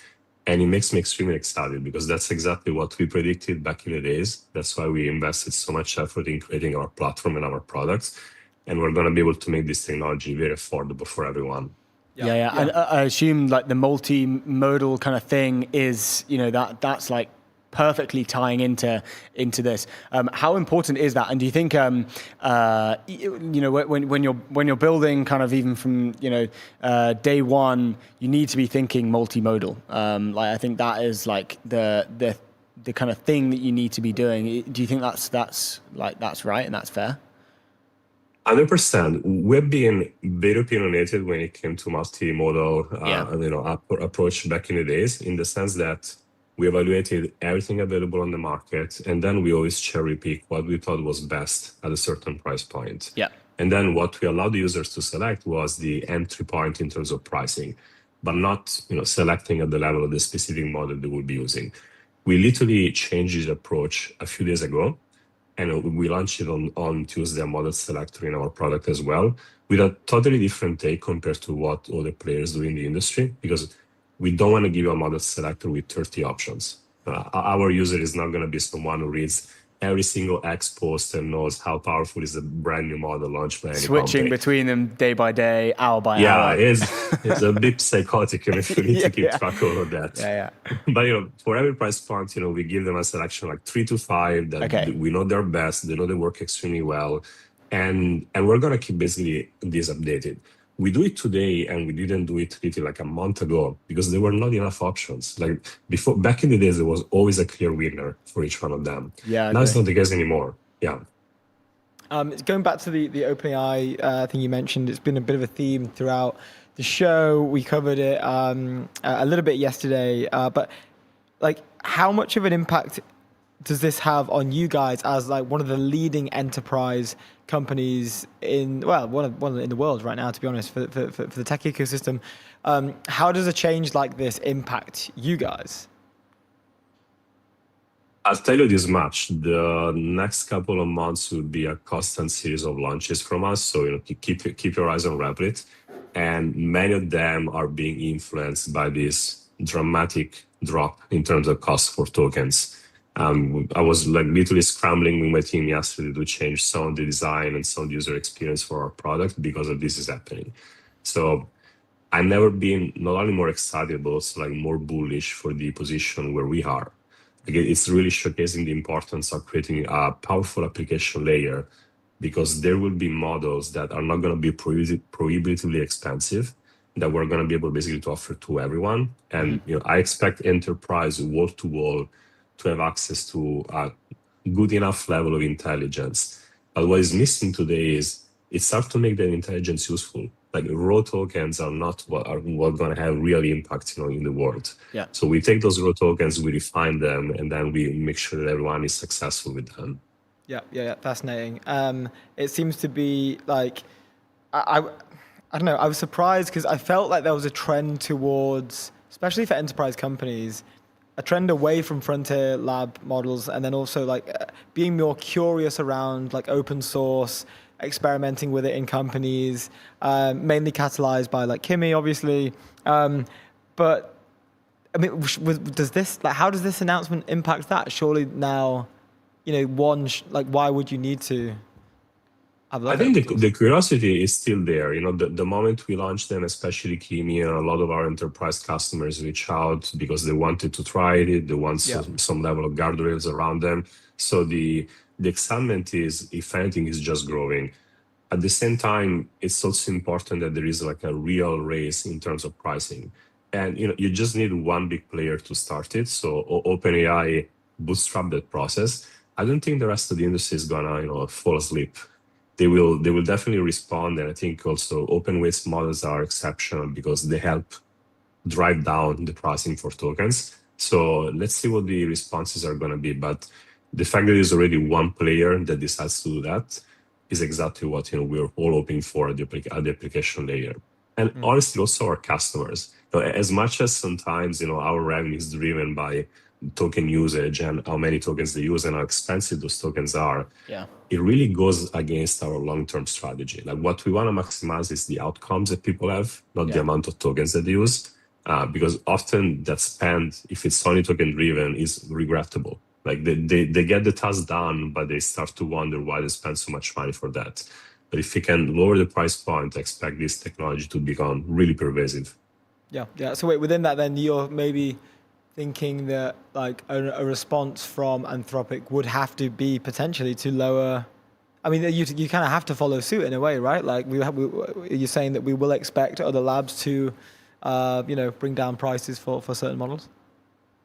I think so. Or some labs will focus exclusively on the frontier and pushing, the definition of what AGI is, making sure that these models are great not only at coding but also at other skills that are going to be like very impactful in the world.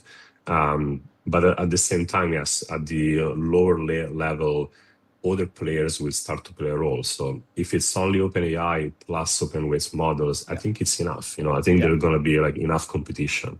And some companies, Nvidia, Microsoft has, we signed this letter supporting open weights models a few days ago. Yeah. Jensen finally arrived on X. He has like millions of followers. We're already sending off. Yeah, he did a mill. We're I think already it's over a sending off mill. that letter.